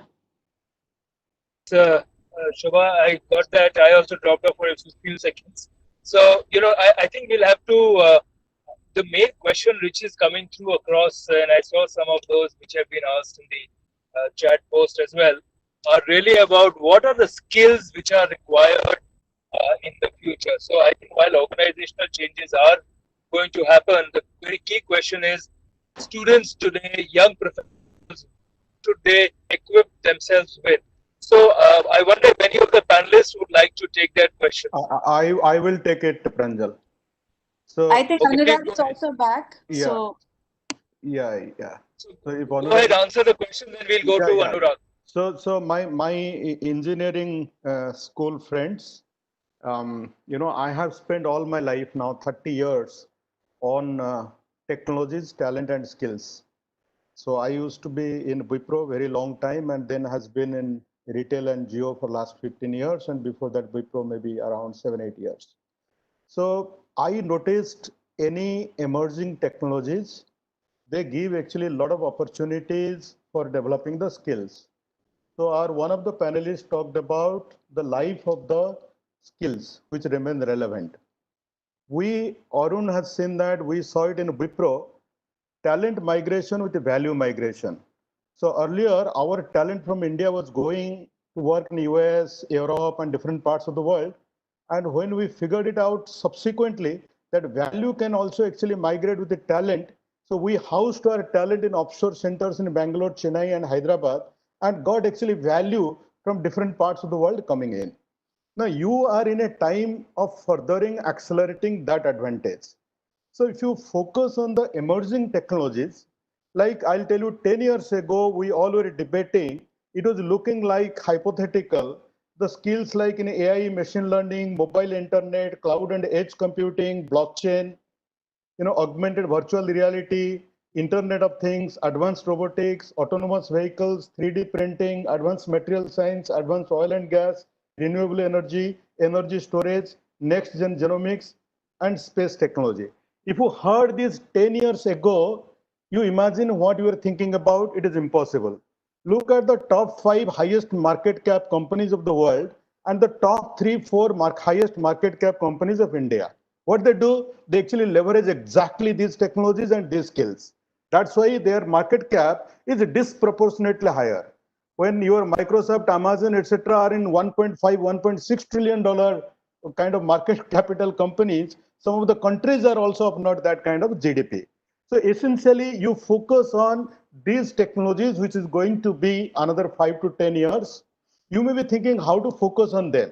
One is at actually knowing level. Second is the doing level.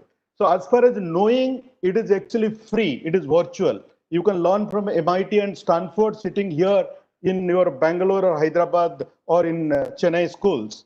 And in terms of doing has, because of the digital enablement that like companies like Jio, ours, have done in this country and worldwide similarly. So you can actually start doing from anywhere, any of these technologies. These are essentially digital technologies. So for engineering friends and students, please focus on all the emerging technologies. The new emerging technologies which are coming to be relevant next 10 years are likes of quantum computing, which actually China is far ahead, going ahead of us and challenging us in the border.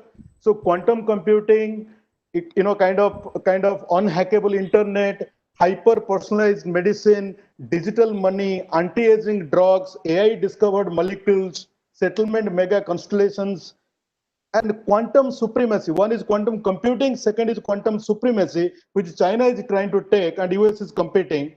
You all start thinking of these emerging technologies for the next 10 years, my friends. That is required for you and the nation and the world, and for whichever company you work for, to create disproportionate value in those companies. That is for engineering students.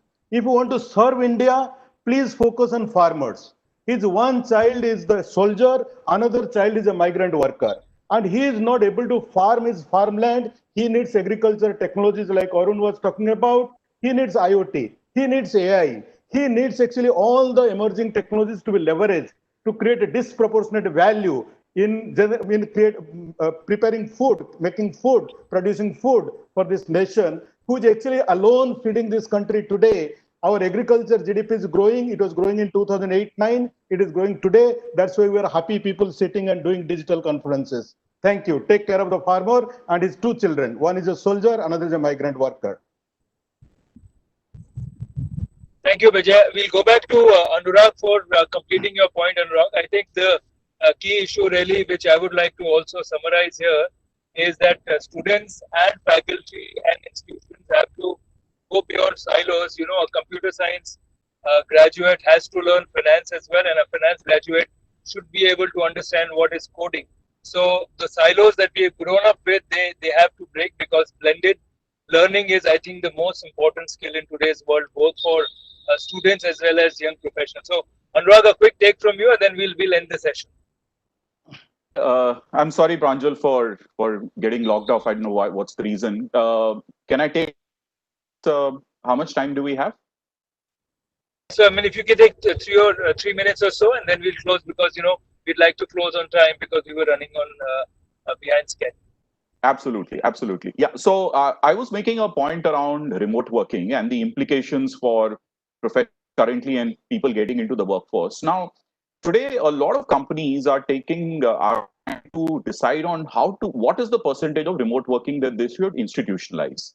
And there's now an interesting conversations around that. If we look at all our jobs, can we decide on which jobs can potentially be permanently work from home, which would be work from office, and which are all the jobs in between where we're okay people working remotely 2 days a week, 3 days a week, etc.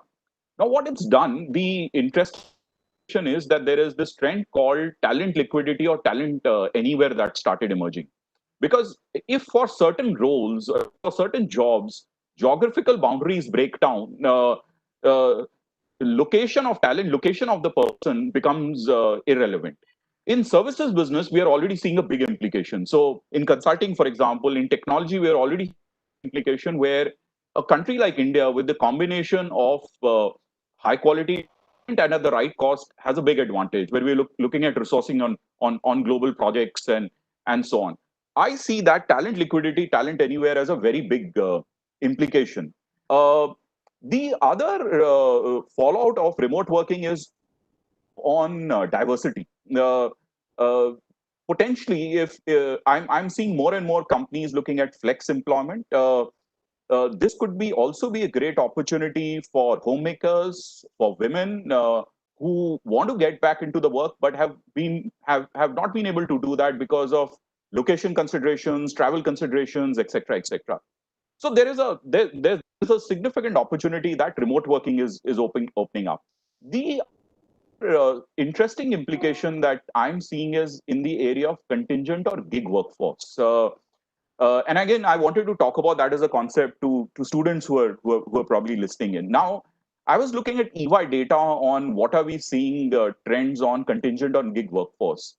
Interestingly, there were about 12% of the companies that we were engaging with pre-COVID that were talking about increasing their gig or contingent workforce. Interestingly, come July, that has gone up to almost about 32 to 35%. So almost 1/3 of the companies that we are talking to are talking about increasing gig workforce. Now, some of you might know India is already the #1 location in terms of gig workforce. India is the largest gig workforce in the world. I think it's a very interesting opportunity for people who are looking at even non-traditional employment models.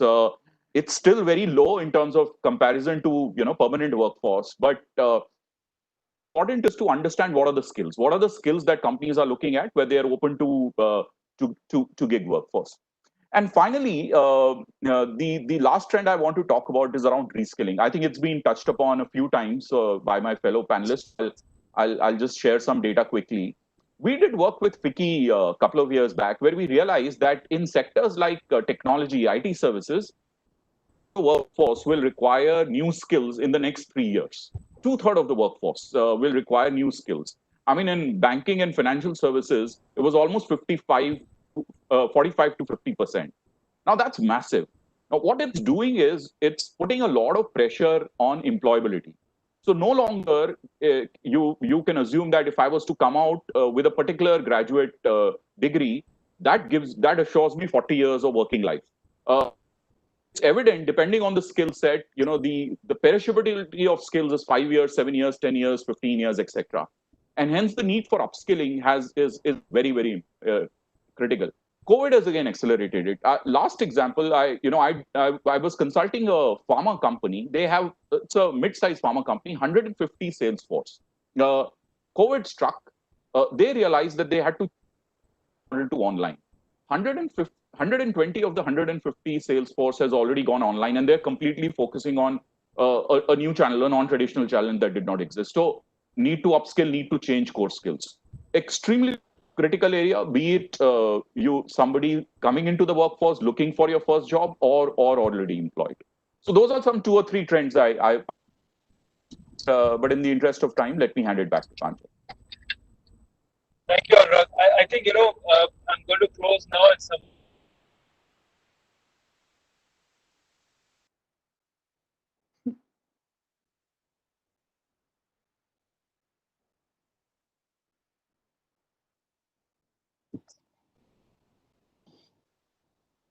Career.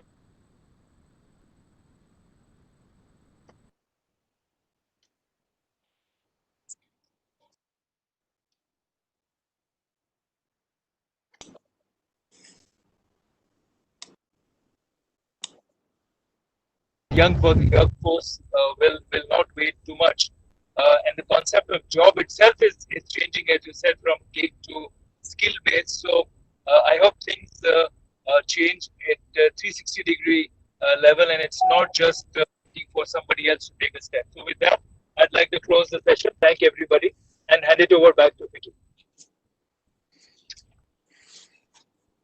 Thank you, Pranjal, and all the panelists. I think this was an extremely interesting session where one could understand that what are the impending changes that are going to be in the business world, and how the skill set requirements are changing, and what is required from or expected from, or what are the change employability skills that are expected out of the new graduates and also mid-career professionals, because there is always a shifting of skill sets that's going to happen.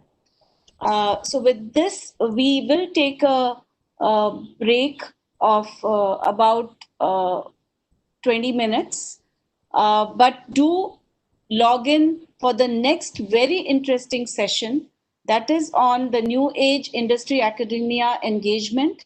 And we have a very powerful set of panelists.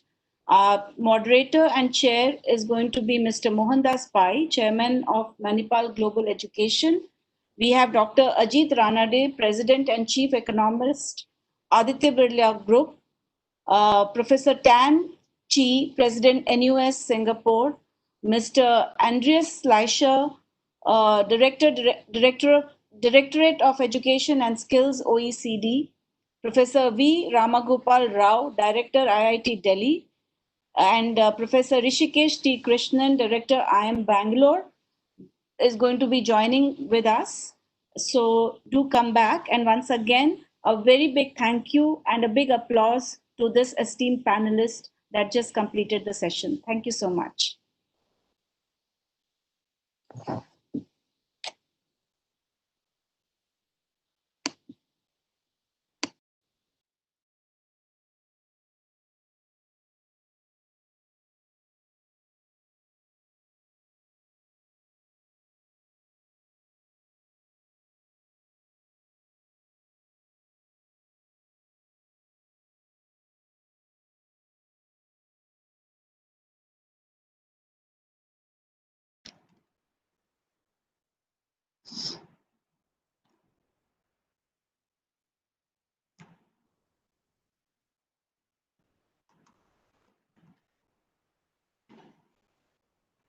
You are noting it down? You note it down?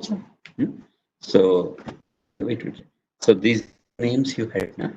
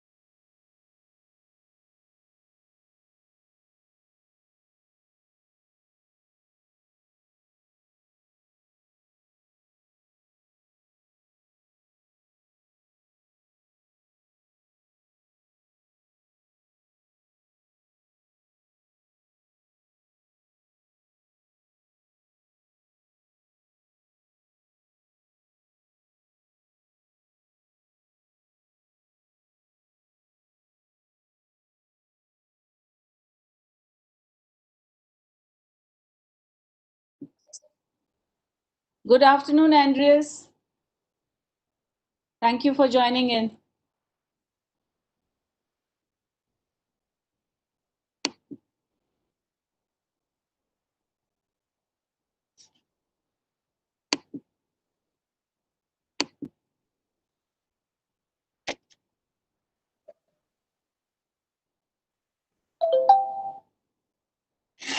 Professor Sancheti, I don't know whether you have met Dr. Andreas earlier. No, I didn't have any chance. Good afternoon, Professor Andreas. Very nice to see you. I'm Sandeep Sancheti, Vice Chancellor of SRM, and I'm also part of FICCI Higher Education Committee, and therefore we get a lot of chance to meet and learn about each other and contribute also. Dr. Rao from Delhi IIT has also joined it. Welcome, Professor Rao. Very nice to see you. Thank you so much for joining us. Unable to see him right now on the frame, but yeah, he is there. If you he's in one of the frames, you'll have to probably move your. Okay, I'll try.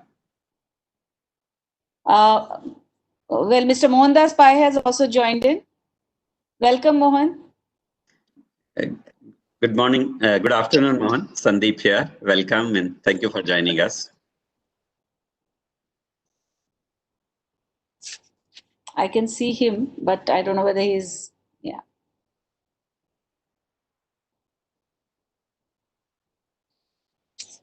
I can see his name.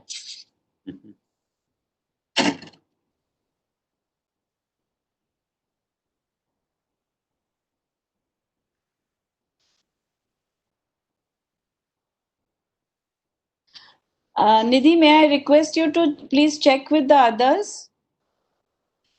Yes, I'm doing so. Yeah, thanks.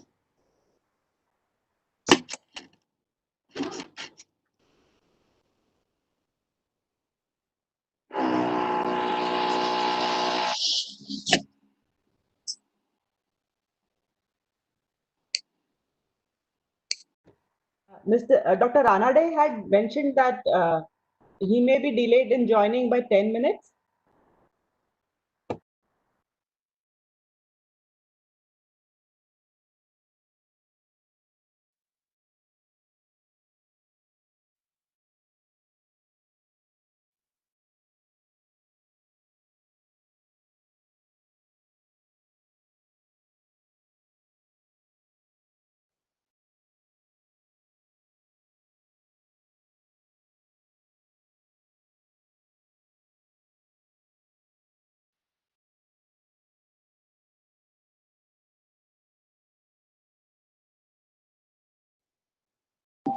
Nidhi, you said something?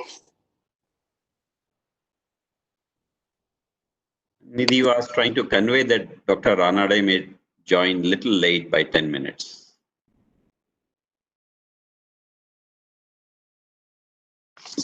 Mohan, you have joined thrice. So there are 3 Mohandas Pai.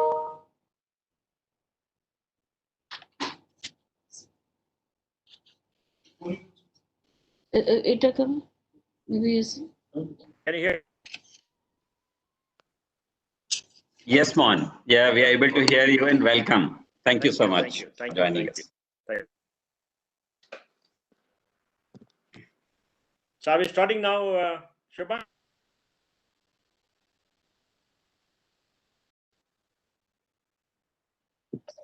Good morning, Mohan. Good morning. Now? So we'll just wait for yes. NUS President, and Dr. Rishikesh T. Krishnan. Okay. They've written that they're finding difficulty in signing in. I'll just check with the office and immediately get this done. Email and all that. You ask for an email, then you got to input that code. See how they come in. Yeah, right, sir. Right. Sir. Yeah. Technology is always demanding, Mohan. Yeah. I'm fine. Thank you so much. Very nice to meet you again. Thank you so much. Job in sunny south in Chennai. It's a bit different now. It's been very rainy these days. It's like Bangalore or Mangalore weather now in Chennai. very enjoyable, very pleasant. Yes, yeah. Thank you.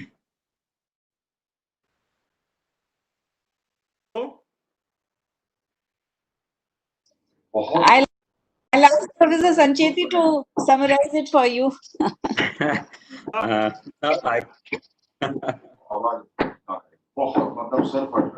very well, excellent, fantastic inputs. All speakers were very good and lot to learn. At least for me, I can say lots of Q&A also. Of course, we limited the session because of the break.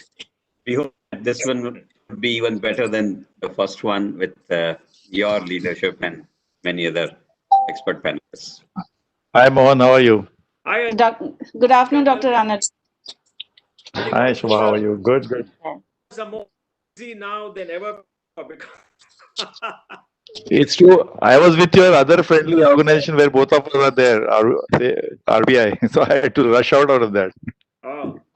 With the governor. Oh, really? So, may I suggest that we join in? Maybe Professor Krishnan can join in later because most of the panelists are here. Okay, NUS president is also not joined. So, Rajesh, can you check with the NUS president? Yeah, I'm doing that. I'm just calling up him. They have some issues joining to this. They will join to audio. Here we can start, and Professor Tan can join. Okay. All right. Yeah. And Dr. Ranade also probably had to leave a little early, so we think I think we start off. 1:30, 1:35 is okay. I think anyway the session is for 1 hour, right, Mohan? Yeah. Yes. 15 minutes. So you 1 can or 15 minutes. when you want to leave, we'll give you questions too. Sure.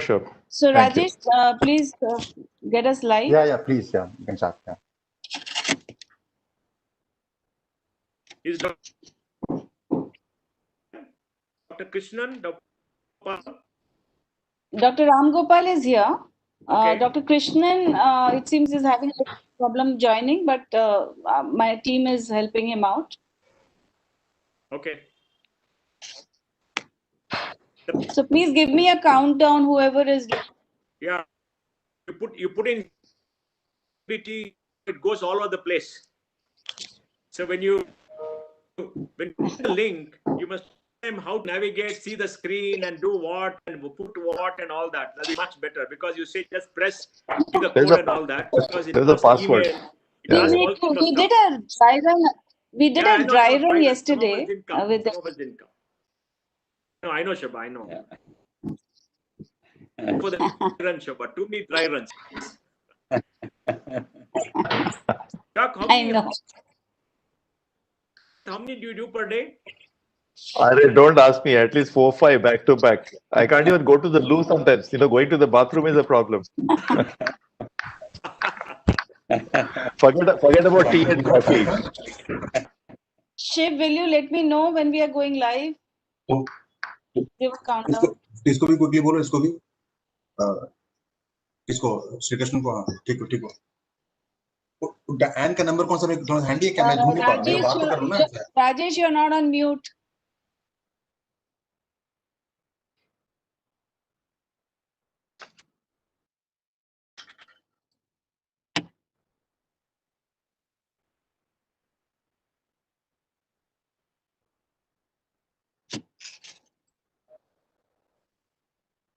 So I think we are all live. Okay. So welcome back to this session on New Age Industry Academia Collaboration. And as I mentioned, we have a very, very dynamic panel over here. So may I take this opportunity to welcome our chair and moderator, Mr. Mohandas Pai, Chairman Manipal Global Education, and he's also a mentor to FICCI for both education, skill, and many other subject matters. We also have with us Dr. Ajit Ranade, President and Chief Economist, Aditya Birla Group. Professor Tan Shi, President NUS Singapore, is going to be joining us shortly. We have with us Dr. Andreas Schleicher, Directorate of Education and Skills, OECD. We also have with us Professor V. Ramagopal Rao, Director, IIT Delhi. And we will be joined by Professor Rishikesh T. Krishnan, Director, IIM Bangalore. So with this, I hand over to you, Mohan, for excellent session. Looking forward to it. This panel, I welcome the panel members to this panel. We're going to speak today on new age industry academia collaboration. When you talk about COVID-19 is an inflection point for the world economy, and when it rises again, we're going to see who is going to rise, what is going to happen. But one thing is very clear: innovation and the knowledge economy will determine the future.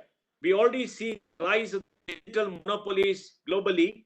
Companies like Apple, Microsoft are close to $2 trillion in value, and nobody believed there could be $2 trillion. And they're dominating the world in their ecosystem because they're all across the world. And now we are in the digital era.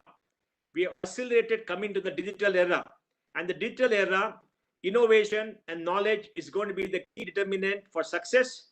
And that's the reason industry and academia have to come close together, because academia is supposed to be the entity which creates knowledge, and industry the entity which also creates knowledge partially and also uses the knowledge to provide products and services to consumers all around the world.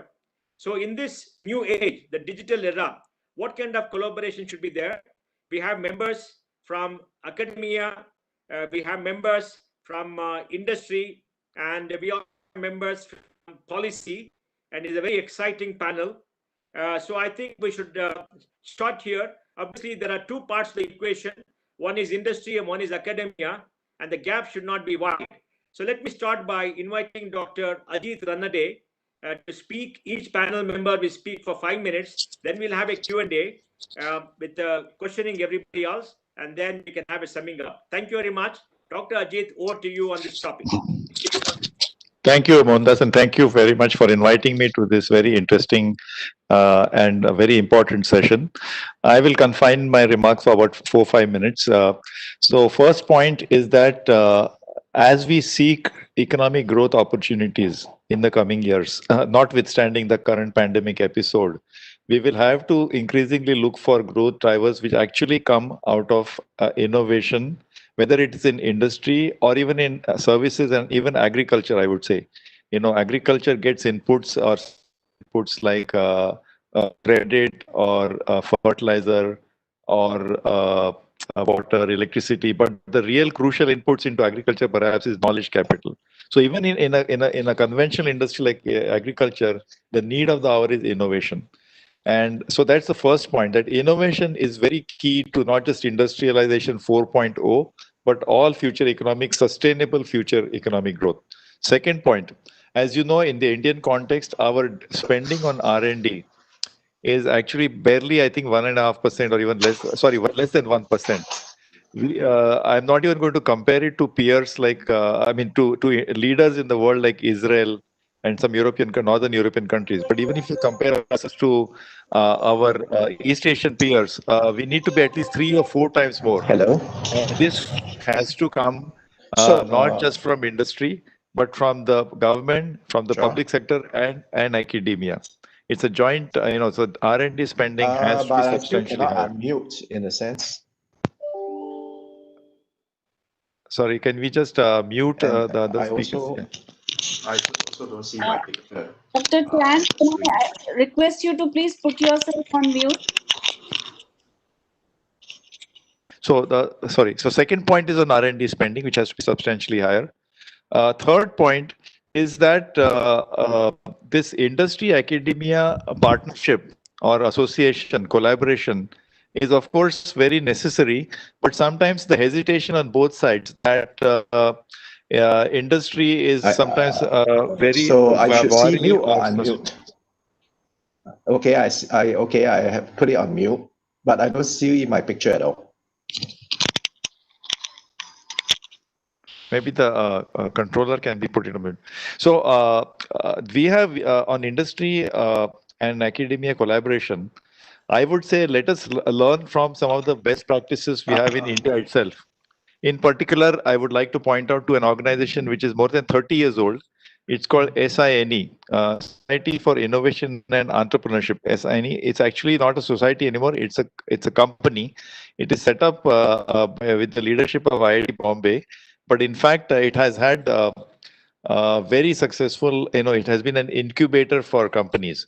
Let me remind, of course, that companies, big, great companies in the world like Lenovo of China or Google of America, they all actually took birth on university campuses. In fact, they were incubated there. So similarly, there are hundreds and thousands of such opportunities, whether in the field of not just information technology or software, but also variety of fields from pharmaceuticals to materials and so on, renewable energy, and so there is a huge scope. But the structure we already have. My third point is that we already have the structure, that the rules about who has the rights of the intellectual property is such created, who will benefit. In fact, as you know, if Stanford University took a very small stake in this relatively unknown company called Google, and Mohandas Pai just mentioned what is the market value of it, imagine how much benefit Stanford universities must have got. Same thing with Lenovo. So the arrangement that we have at SINE, and there are many other examples. I don't want to single out only SINE, but they are very early on. They started 30 years ago. But we have many such examples now in India. So what the universities can do is take a share in, so that they can benefit from future profits. Now remember, 8 out of 10 such startups will not succeed.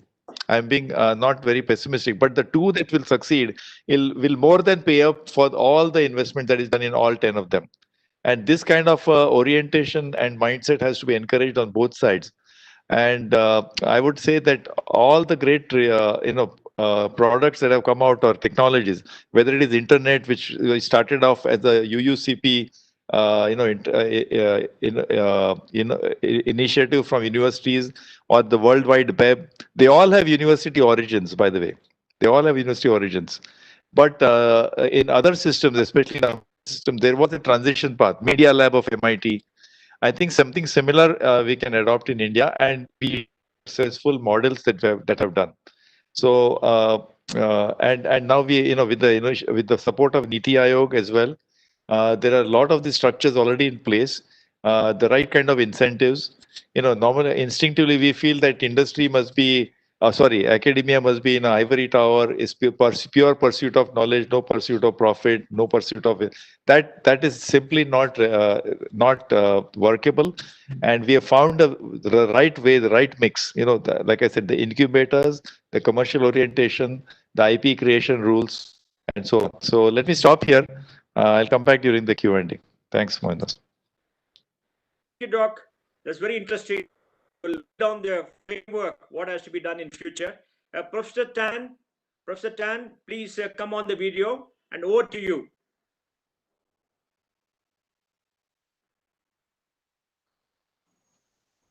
Hello.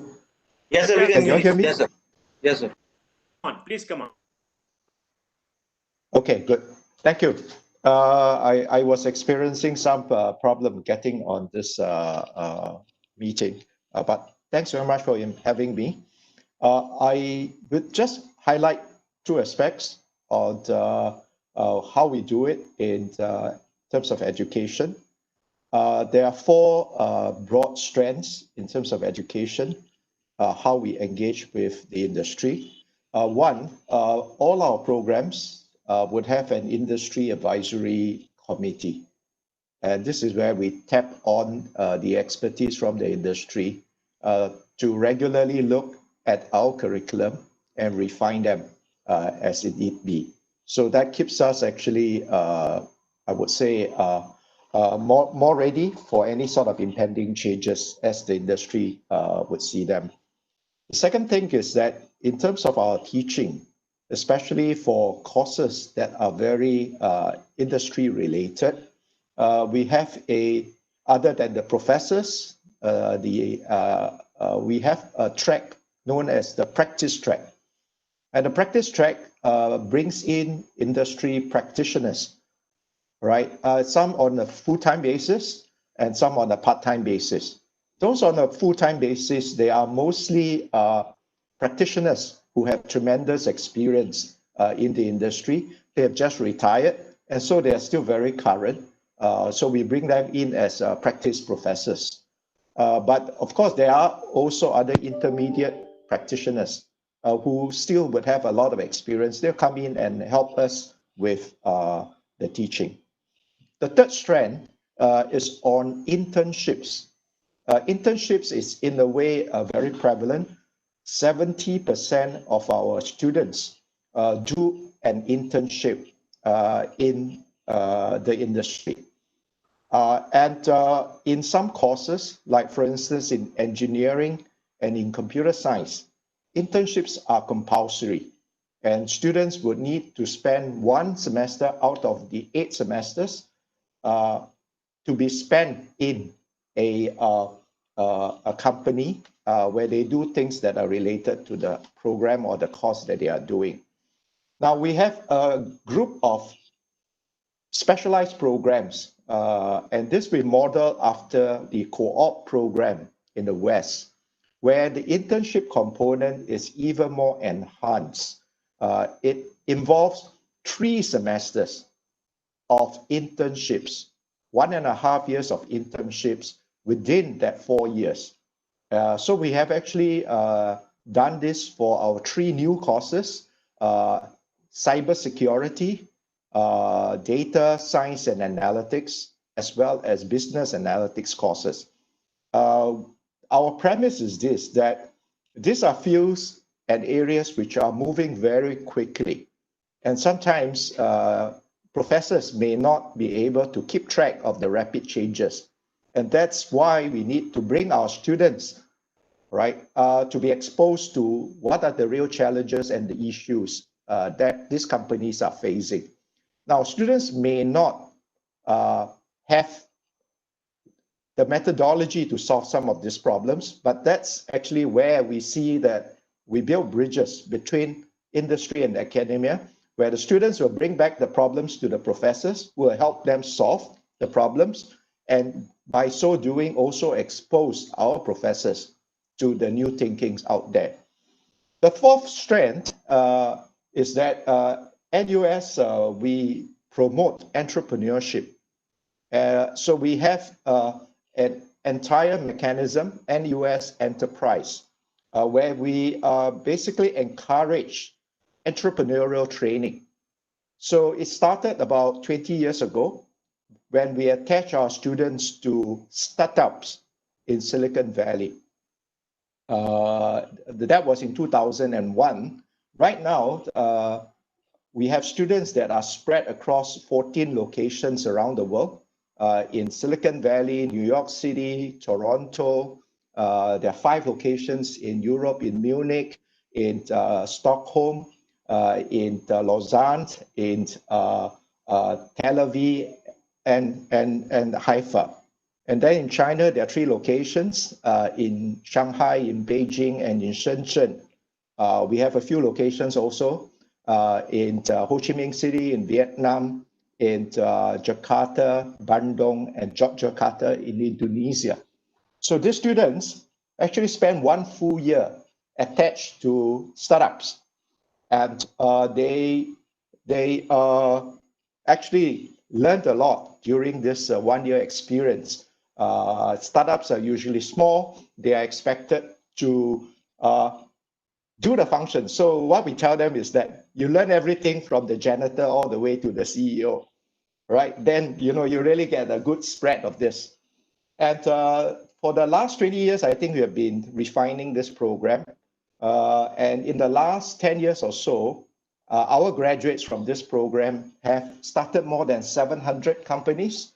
And they have also raised about 600 million in the last 5 years, which is about 10% that is raised by Singapore startups in the last 5 years. So these are the 4 strands that, how we sort of get our education and framework to be more closely aligned with the industry. I'll just briefly touch on how do we do that in research.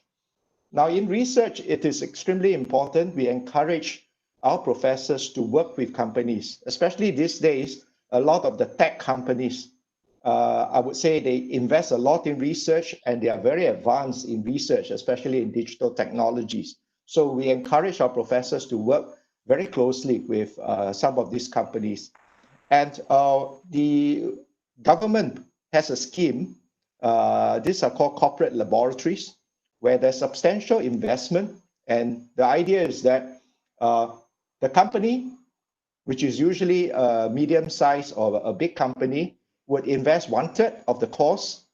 The university puts up 1/3 of the cost in terms of manpower, and the government supports by 1/3 of the cost. All right, so it can be a 50 million or 100 million sort of endeavor. So we, for instance, we work with Wilmer on food science and technology, and the total worth is about 100 million, and they pay 1/3, the government pays 1/3, and we contribute 1/3. And the IP is shared between the company and the university. So this has been a very sort of fruitful way where we engage with the industry in terms of research. I'll stop here and I'll be happy to take questions during the Q&A. Thank you. Very, very good, because you hit the nail on the head, and that is, how do you make it work? Because we all know the theory, and to make it work, you have to build a network, you have to build relationships, you have to get them involved. Essentially, the network and the relationship, and you've been doing it for very long. I think it's very, very valuable. Andreas, over to you now.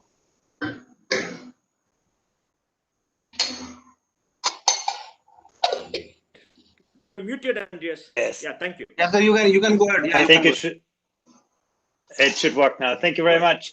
First of all, I think we should think about industry, academic education, not just in terms of putting today's industries and universities together, but to really aim at integrating the world of work and the world of learning. And we have actually around the world very good examples for this, transforming both industries and academia.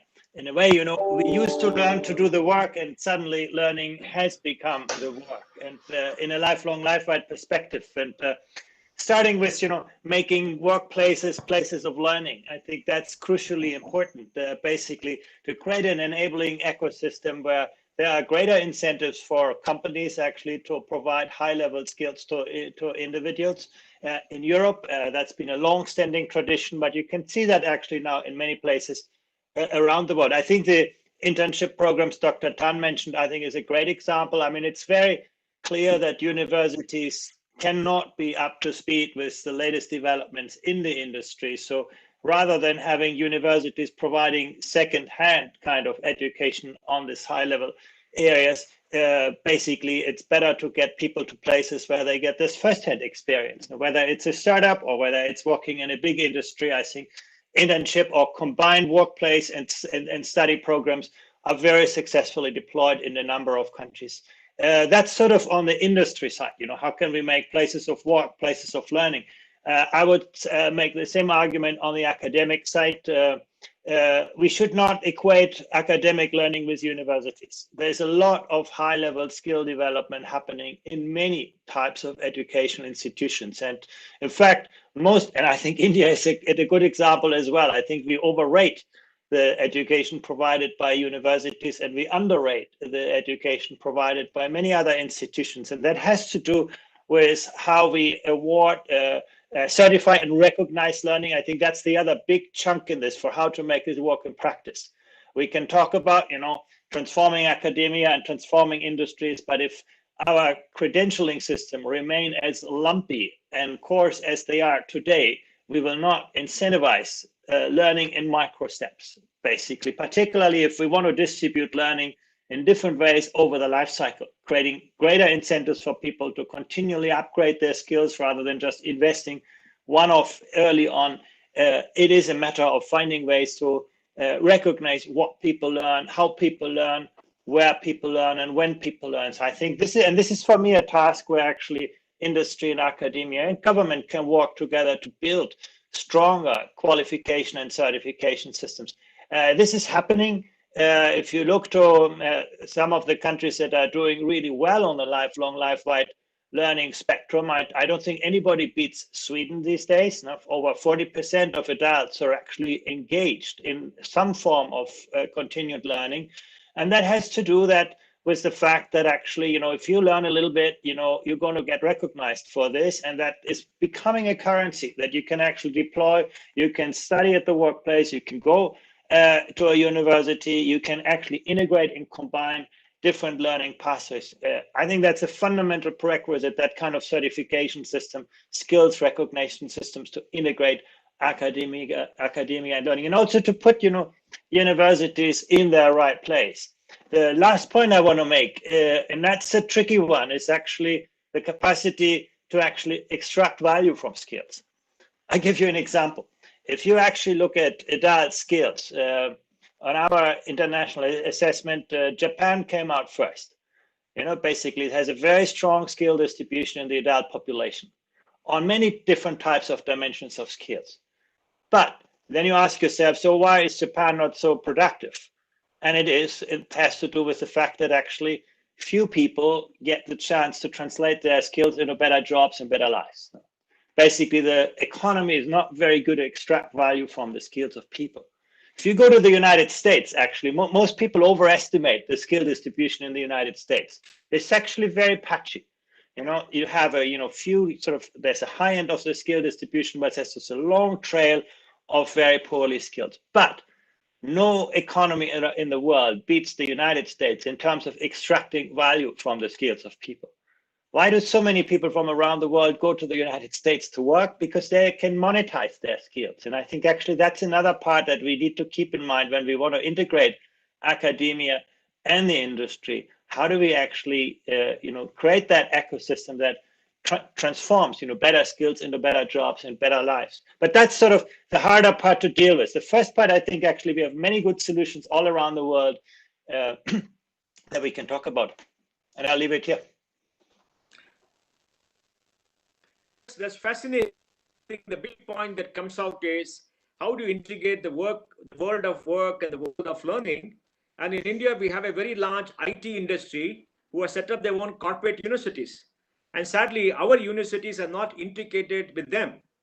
And they probably train 200,000 people in deep technology across. Maybe our universities can join with them, recognize and certify the learning they get inside, and get them to participate in the university program somewhat to get a degree. And that will be a two-way. That's a fascinating idea. And the capacity to extract value. I think you are right. The most innovative societies are places where you can extract value, because value extraction drives capital, and the capital drives innovation. It's a self-sustaining system. And I think Singapore has done fairly well. It's a small economy, but I think they've done fairly well in value extraction. Now we have Professor Ramagopal Rao, Director of IIT Delhi, which leads India in technology. Yes, Dr. Rao. Thank you very much. And I think some of the points which Professor Tan and other speakers covered, I think if you look at our educational system, three things we are supposed to be doing. One is education. That is where, again, as Professor Tan mentioned, the industry can participate through professors of practice kind of a thing. For example, at IIT Delhi, we started 3 new centers or schools in the last 1 year: a center for automotive research, a center for cyber physical systems, a school for AI. And there we said we are following a 1/3, 1/3, 1/3 model. 1/3 faculty will be core faculty, 1/3 faculty will be faculty from industries, and 1/3 will be joint faculty from other departments. So we are telling these schools that unless you get one industry person, one person from outside your school, you cannot recruit the core faculty member. So that's how we are growing these new entities. That is something which is working pretty well right now, I should say. I think that can be a model. And the second aspect of academic institutions is the knowledge generation, the research aspect of it. I think bringing in the industries would always bring in the relevance to our research, because industries are always looking at short-term kind of problems, and that brings that urgency, and that is when faculty members get challenged and deliver solutions and become known, and that way they can feed to each other. So therefore the relevance part of it gets strengthened, but also the delivery part of it. A lot of work gets done in our academic institutions, but not much of it sees the light of the day. but I think through the interactions with the industries, the delivery part gets strengthened. So when I talk about R&D, I look at R&D as relevance and delivery. I think the research and development part of it is always happening, but this relevance and delivery are becoming very important for institutions such as ours now. So therefore, the second aspect, again, the industry participation will make a huge impact. The third part is the innovation. I think this innovation culture is something that is now being asked more and more from academic institutions. For example, at IIT Delhi, we looked at, how are we doing with respect to innovation? We define innovation as inception to impact. I think innovation not necessarily be how much of money you have made and all of that. Starting from inception, an idea to an impact. I think that is what we look at innovation as, and there we started looking at how well are we doing in terms of innovation. You can count in terms of number of patents, the technology transfers and all of that. For example, one interesting thing we did recently was we looked at 5 years ago how many patents were we filing. We looked at number of papers we are writing to the patents we are filing. For every 100 papers, we were filing one patent 5 years ago. Now we started to look at why is it so poor. And then when we started to put in place the processes and mechanisms, now we have reached a stage where for every 17 papers, we are filing a patent. So IIT Delhi, for example, in 2019, filed 153 patents, and next year we will be filing more than 200 patents. The idea is to generate a patent portfolio and then go to industries and see how we can work with each other and take things to the next level. But that is not, again, just industries, the startup culture. I think now the startups at IIT Delhi are acting as a bridge between industries and academia. That is a new culture that is now beginning to happen in our institutions. Particularly, IIT Delhi is doing very well when it comes to startups, because even if you look at the unicorns that have come out of India, come out of the entire country, India, it's like something like 31 unicorns have been founded by Indians, Indian origin people all over the world. 16 of these 31 unicorns have come out of IIT Delhi alumni alone. One single institution in this country has created half of the unicorns that any Indians of Indian origin people have created. I think there is a strength that lies in academic institutions such as ours when it comes to innovation. So we started to look at what is that IIT Delhi is doing right, so that so many of our alumni are getting into entrepreneurship space. And these are the processes that we are trying to strengthen. Through these startups, now we are trying to engage with the industries. As Professor Dr. Ranade actually mentioned, IIT Delhi now is holding equity in these companies.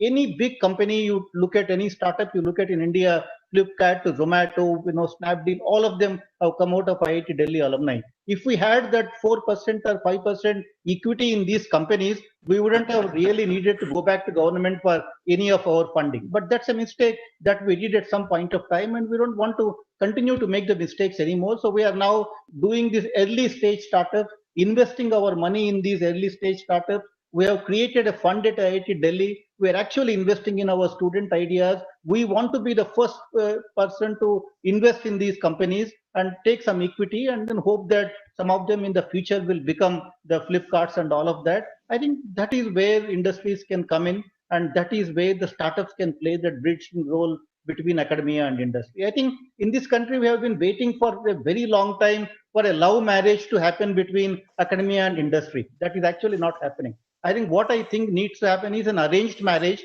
between academia and industry, with government playing the matchmaking role. And I think the love will come after that. I think the government policies, therefore, are very key for industry and academia to come together. Though it's happening through startups, but I think the policies will play a very major role in making this matchmaking. Thank you very much. It's very fascinating. India is a matchmaking country, not a country where everybody falls in love. Of course, some of us fall in love, but I think matchmaking is extremely important. And matchmaking requires effort on both sides, and it requires a matchmaker. And I think the matchmaker has to be academia. Shobha, we're getting very, very interesting points. What I'll recommend is, please note down all the points made by these great speakers and prepare a document which showcases what everybody is doing, because there's a tremendous amount of learning for all your FICCI education members, because all of them are telling us how they address the gaps in the system, and especially Dr. Rao in India, because Professor Tan is in Singapore. There's a different way of doing, and of course Andreas is in the OECD. He's got a lot more money and he's seen it happen. So I think if you're able to say that, look, these are the institutions which actually done it, I think many of them can do it. All right, now, Dr. Rishikesh, you're from the management part of the world. We wait for your views. Please come on. Thank you, Mohan. Good day. I would like to just build on the comments which the earlier speakers made. The first point I would like to make is just building on what Ajit said. I think in India too, we have seen several good ideas come out of academia and get commercialized. To my mind, in recent years, the most impactful has been the rotavirus vaccine, which came out of work done by Dr. Ban at All India Institute of Medical Sciences. His research came up with some possible ways to address the virus, and ultimately it's got commercialized by Bharat Biotech in Hyderabad. I think the challenge there has been that it's taken a really long time for that commercialization to happen. I think the research went back to the 1980s, but the actual commercial product came out only a few years ago. So one big challenge we face is how we can accelerate this whole process of going from the lab to the market. And in this context, I would also add that one very important element of this is choosing the right problem.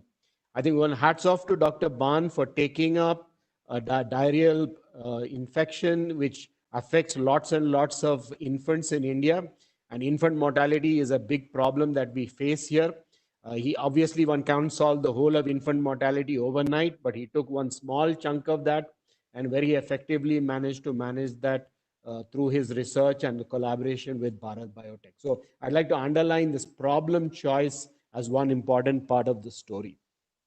The second thing I would like to mention here is the importance of having a startup policy in institutions. I was just hearing Professor Ram Gopal Rao talking about the importance of the government coming in as a matchmaker. But my own sense is there may be a few things we can do at the institution level itself to foster this kind of activity. One institute where I've seen that being done quite effectively is in IIT Madras.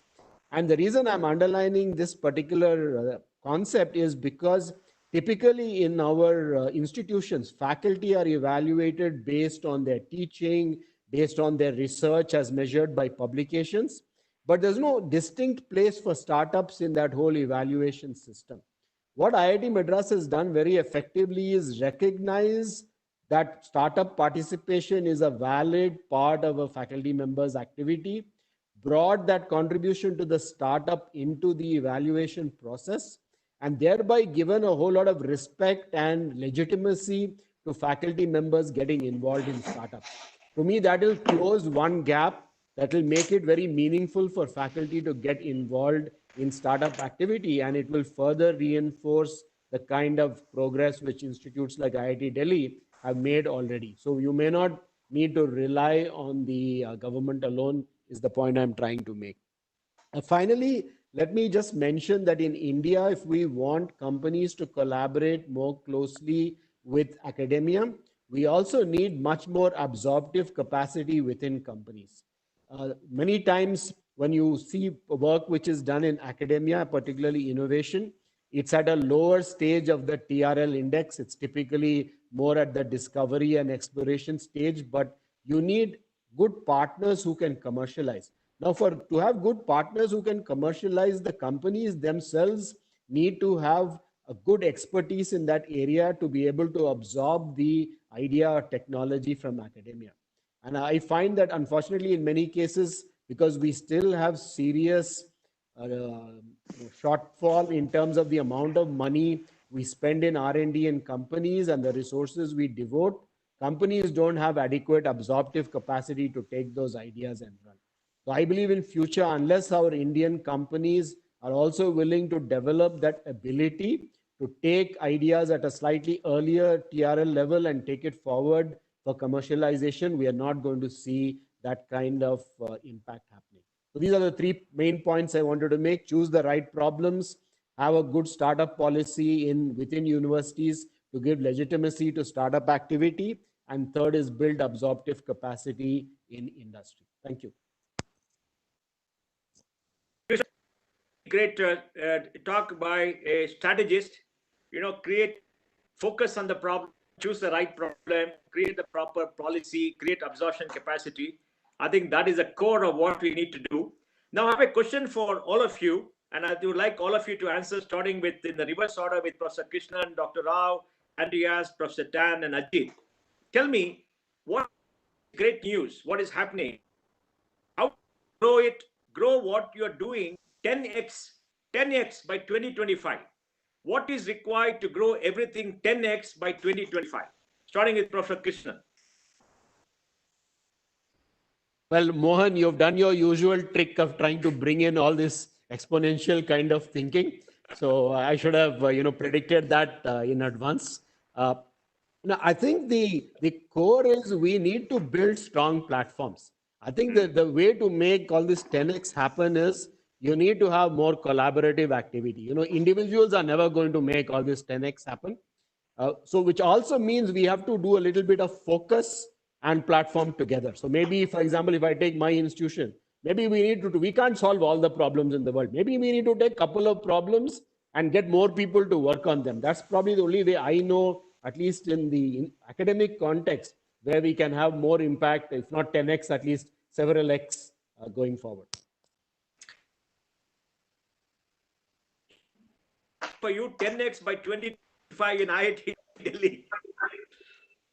Yeah. In fact, we are thinking on those lines. For example, the startup initiative that we have taken. The last board meeting, FITT, we have a similar to sign, which Dr. Ranade mentioned. IIT Delhi has indeed the oldest incubator in the country, FITT, Foundation for Innovation and Technology Transfer. Now they have about 100 startups, kind of a thing. We are asking ourselves, how can IIT Delhi be involved in 1,000 startups? Wow. Now, if IIT Delhi needs to be involved in 1,000 startups, in what all different ways can we engage with these startups? Some startups might just make use of the facilities on the campus. Some startups might have faculty as mentors. Some startups might have physical space on the campus. So through all of these ways, now we want to take it from 100 startups to 1,000 startups. That is where we are now charting out plans, and that is what we want to achieve in the next 3 to 5 years kind of a time frame. And also the faculty-led initiative. At IIT Delhi, we have a scheme called FIRE, FIRE, Faculty Innovation and Research-Driven Entrepreneurship. Under this scheme, we want to make sure that every fifth faculty member at IIT Delhi would have a startup or would be involved in a startup. That is 1 in 5. And we have almost like 600 faculty members, and then 1 in 5 is 100 startups. 100 faculty members having a startup is what we are looking at right now. And under this FIRE scheme, we are giving our faculty members a 50 lakh grant if they want to do a translational research. So we give them 50 lakh money to start their company. We give them 3 years of leave, of which the first year is a sabbatical. They can take a fully paid leave for first year, 2 years of unpaid leave, 3 years they can spend time on their startup, and they can. So we have also a policy for them to make use of the facilities and all that. So I think once the faculty members get into the startup mode, then the PhD students will join hands. That is how the deep tech innovation will happen on our campuses. Otherwise, we are doing well in the country when it comes to startups, but somebody is creating an app there, app here. I think, but I think the deep tech innovation needs to come out of IITs. That is where IIT Delhi is indeed playing a major role, and we have identified startups as a way for us to go to that next level, because we are already doing very well when it comes to startups. We are saying, why don't we increase it by 10x through all of these initiatives in the next 3 to 5 years? Yes. Yeah, I think from the previous discussion, I like this idea of matchmaking, and I think the government can play some role in this, but matchmaking will never get you your 10x, basically. Yeah. If you want to get your 10x, you have to create a level playing field. And that means, and for me, it starts with basically creating a framework of skills and breaking the monopolies of current academic institutions to award degrees and qualifications.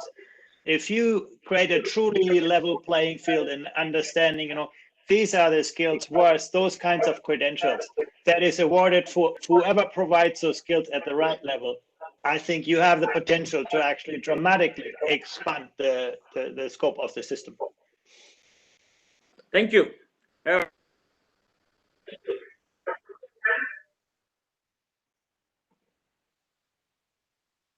Professor, please.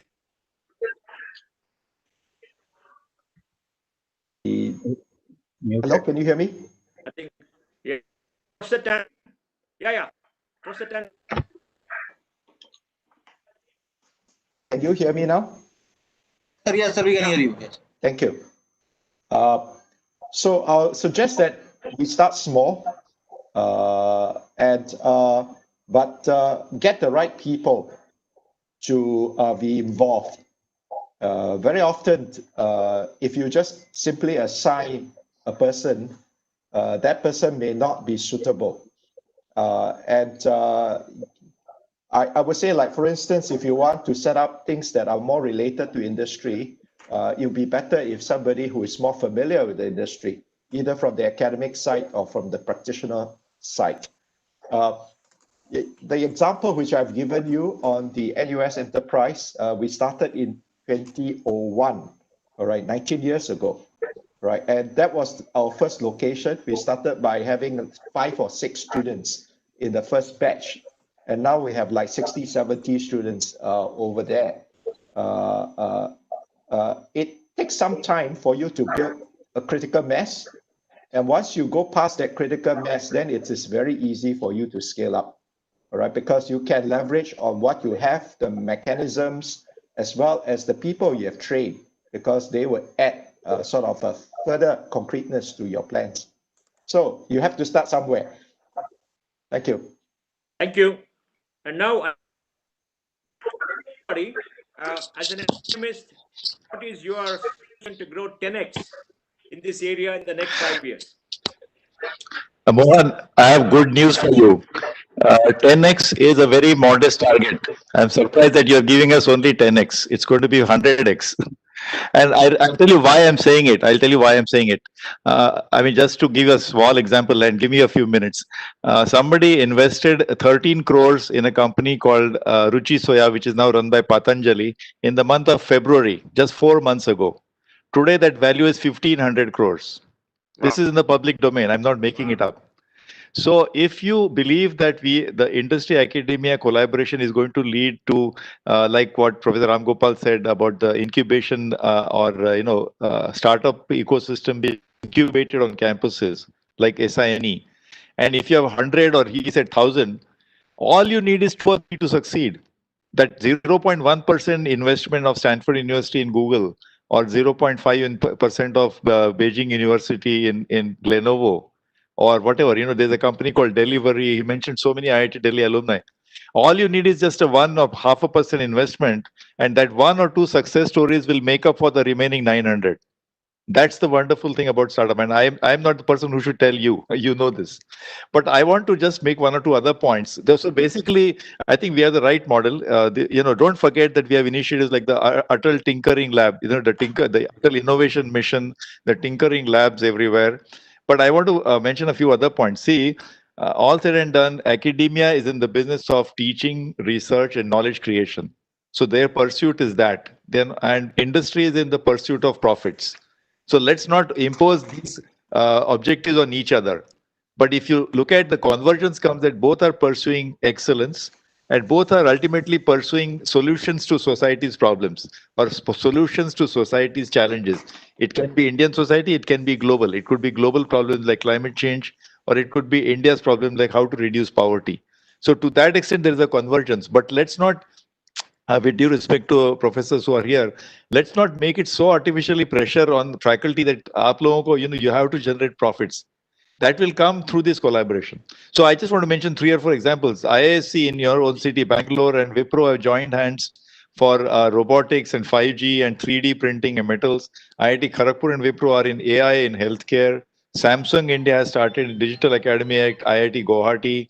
And not just that, I want to mention even companies like General Mills who are collaborating with the Central Food Technical Research Institute for agriculture, and incidentally, since Professor Rishi is here, actually a great amount of collaboration happens between business schools and industry, because the HR practices, often, all the HR practices that we have in our industry or even in government, they come from the research and insight of professors from business schools.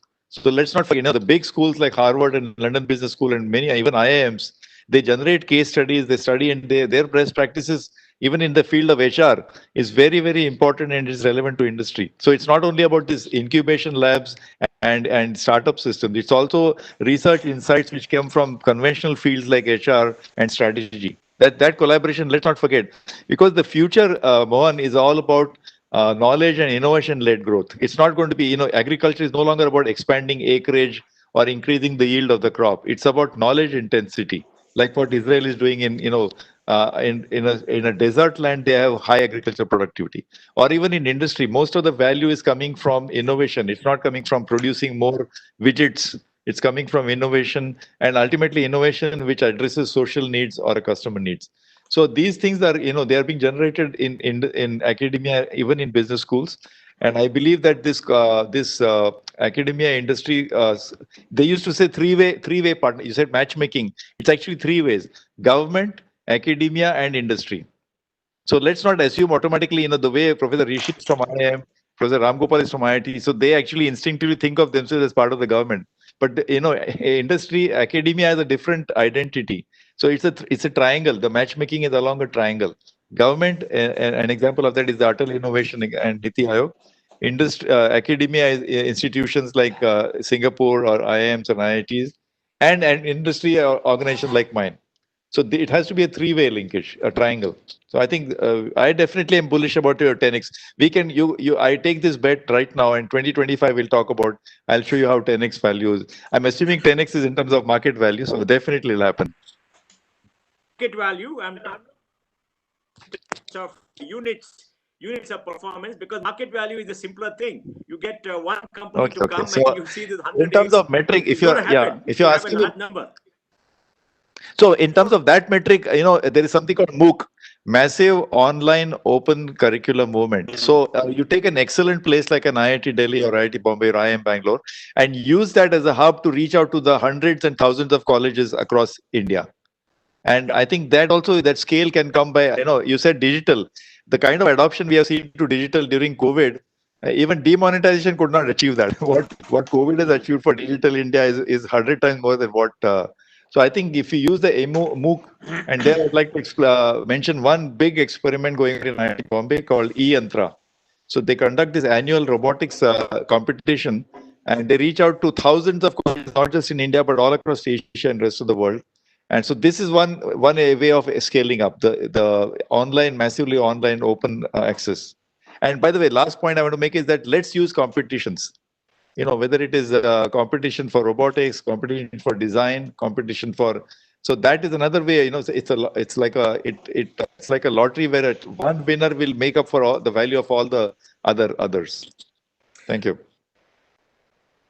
Creating medias that come, create platforms, create networks, move with caution, and create a critical mass, which is very important. Create open systems, aim high. But the big issue is we need the volumes to impact this country. This is a very large country. Now, if smaller country, even in Europe, you can impact, you can make a big impact because a mature system. But we are a very large country. India has to think very differently, because the number of institutions which can do 10x by 2025 is limited. The amount of money is limited. Shobha, I want to ask one more question before we answer some of the questions sent by the listeners. Is it okay? Shobha? Go ahead. Yes, sir. Please. Okay. Yes. Go ahead, please. Now, this is a quick question to all of you again, because we got some people here. How do we foster cutting-edge innovation? Cutting-edge innovation means, we should be in exponential technologies which are very cutting-edge, which can lead the world. We should be in a very cutting-edge business models which can lead the world. Cutting-edge skills which can change the world. So I would like to start with Dr. Ram Gopal Rao, then we'll talk to Andreas, and Professor Tan, Ajit, and then Professor Krishnan, if that is okay. So Professor Ram Gopal Rao, cutting edge, leading for the world. That's a good point, Mr. Pai. Before I go to that, I just wanted to highlight, the role of government. We somehow seem to be underestimating the role of government in this country. In the last 1 year, the tiny change they made to the CSR policy document Now this year we have seen 10 times more CSR funding at IIT Delhi. 10 times more compared to last year, because all that the government said is now you can use CSR to fund research in academic institutes. That's all what was needed. I think in a country like India, government has a major role to play through policies. I think we should not underestimate the role of government in a country like India particularly. I think on the innovation side, to me, it's all about unlike minds coming together. IITs could have done much more. Our biggest challenge today is we are very homogeneous as an entity. For example, when I say unlike minds, the unlike minds could be in terms of different attitudes.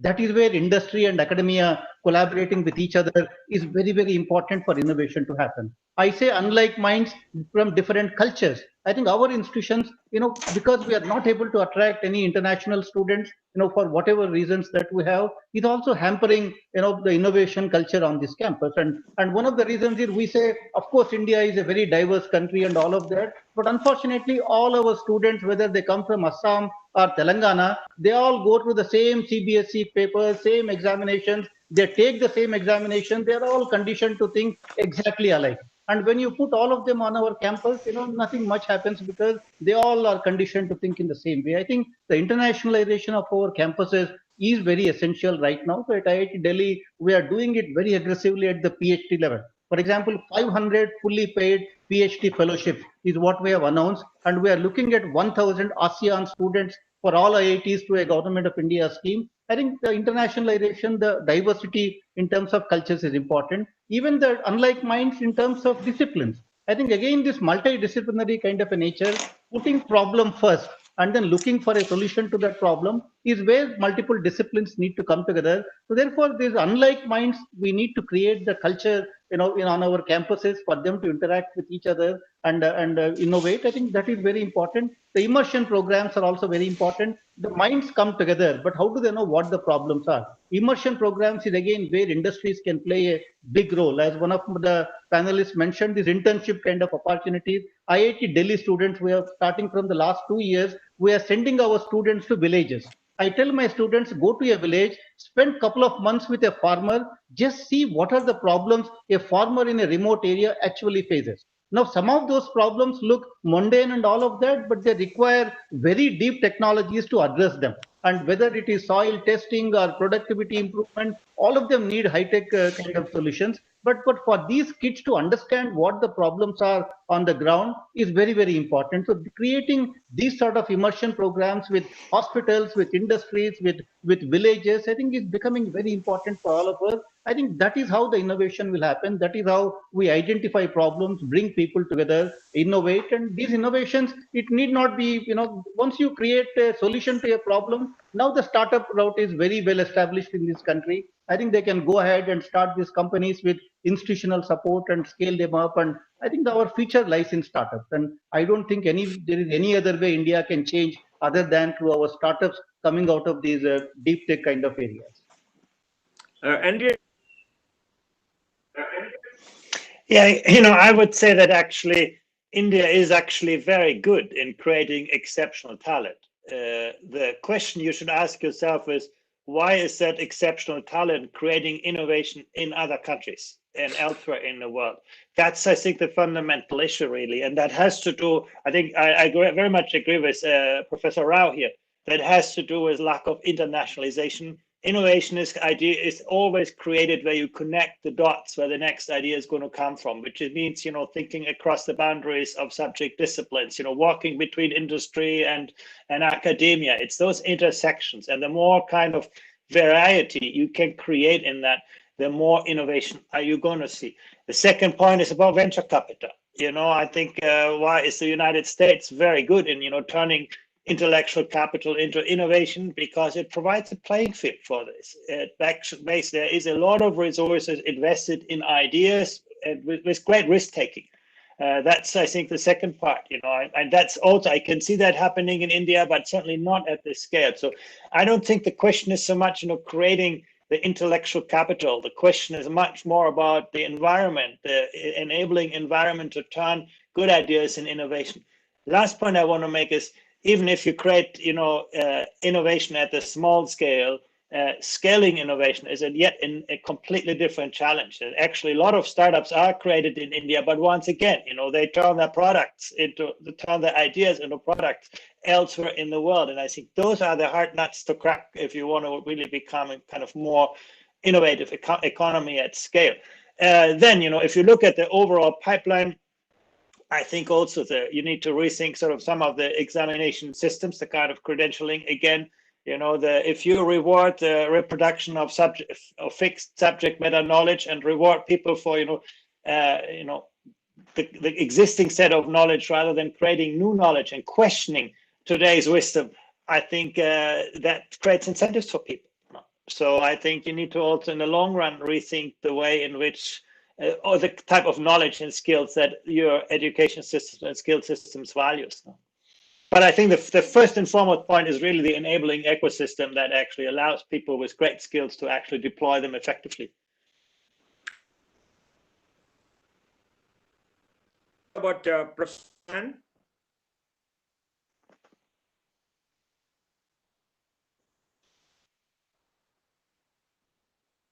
Professor?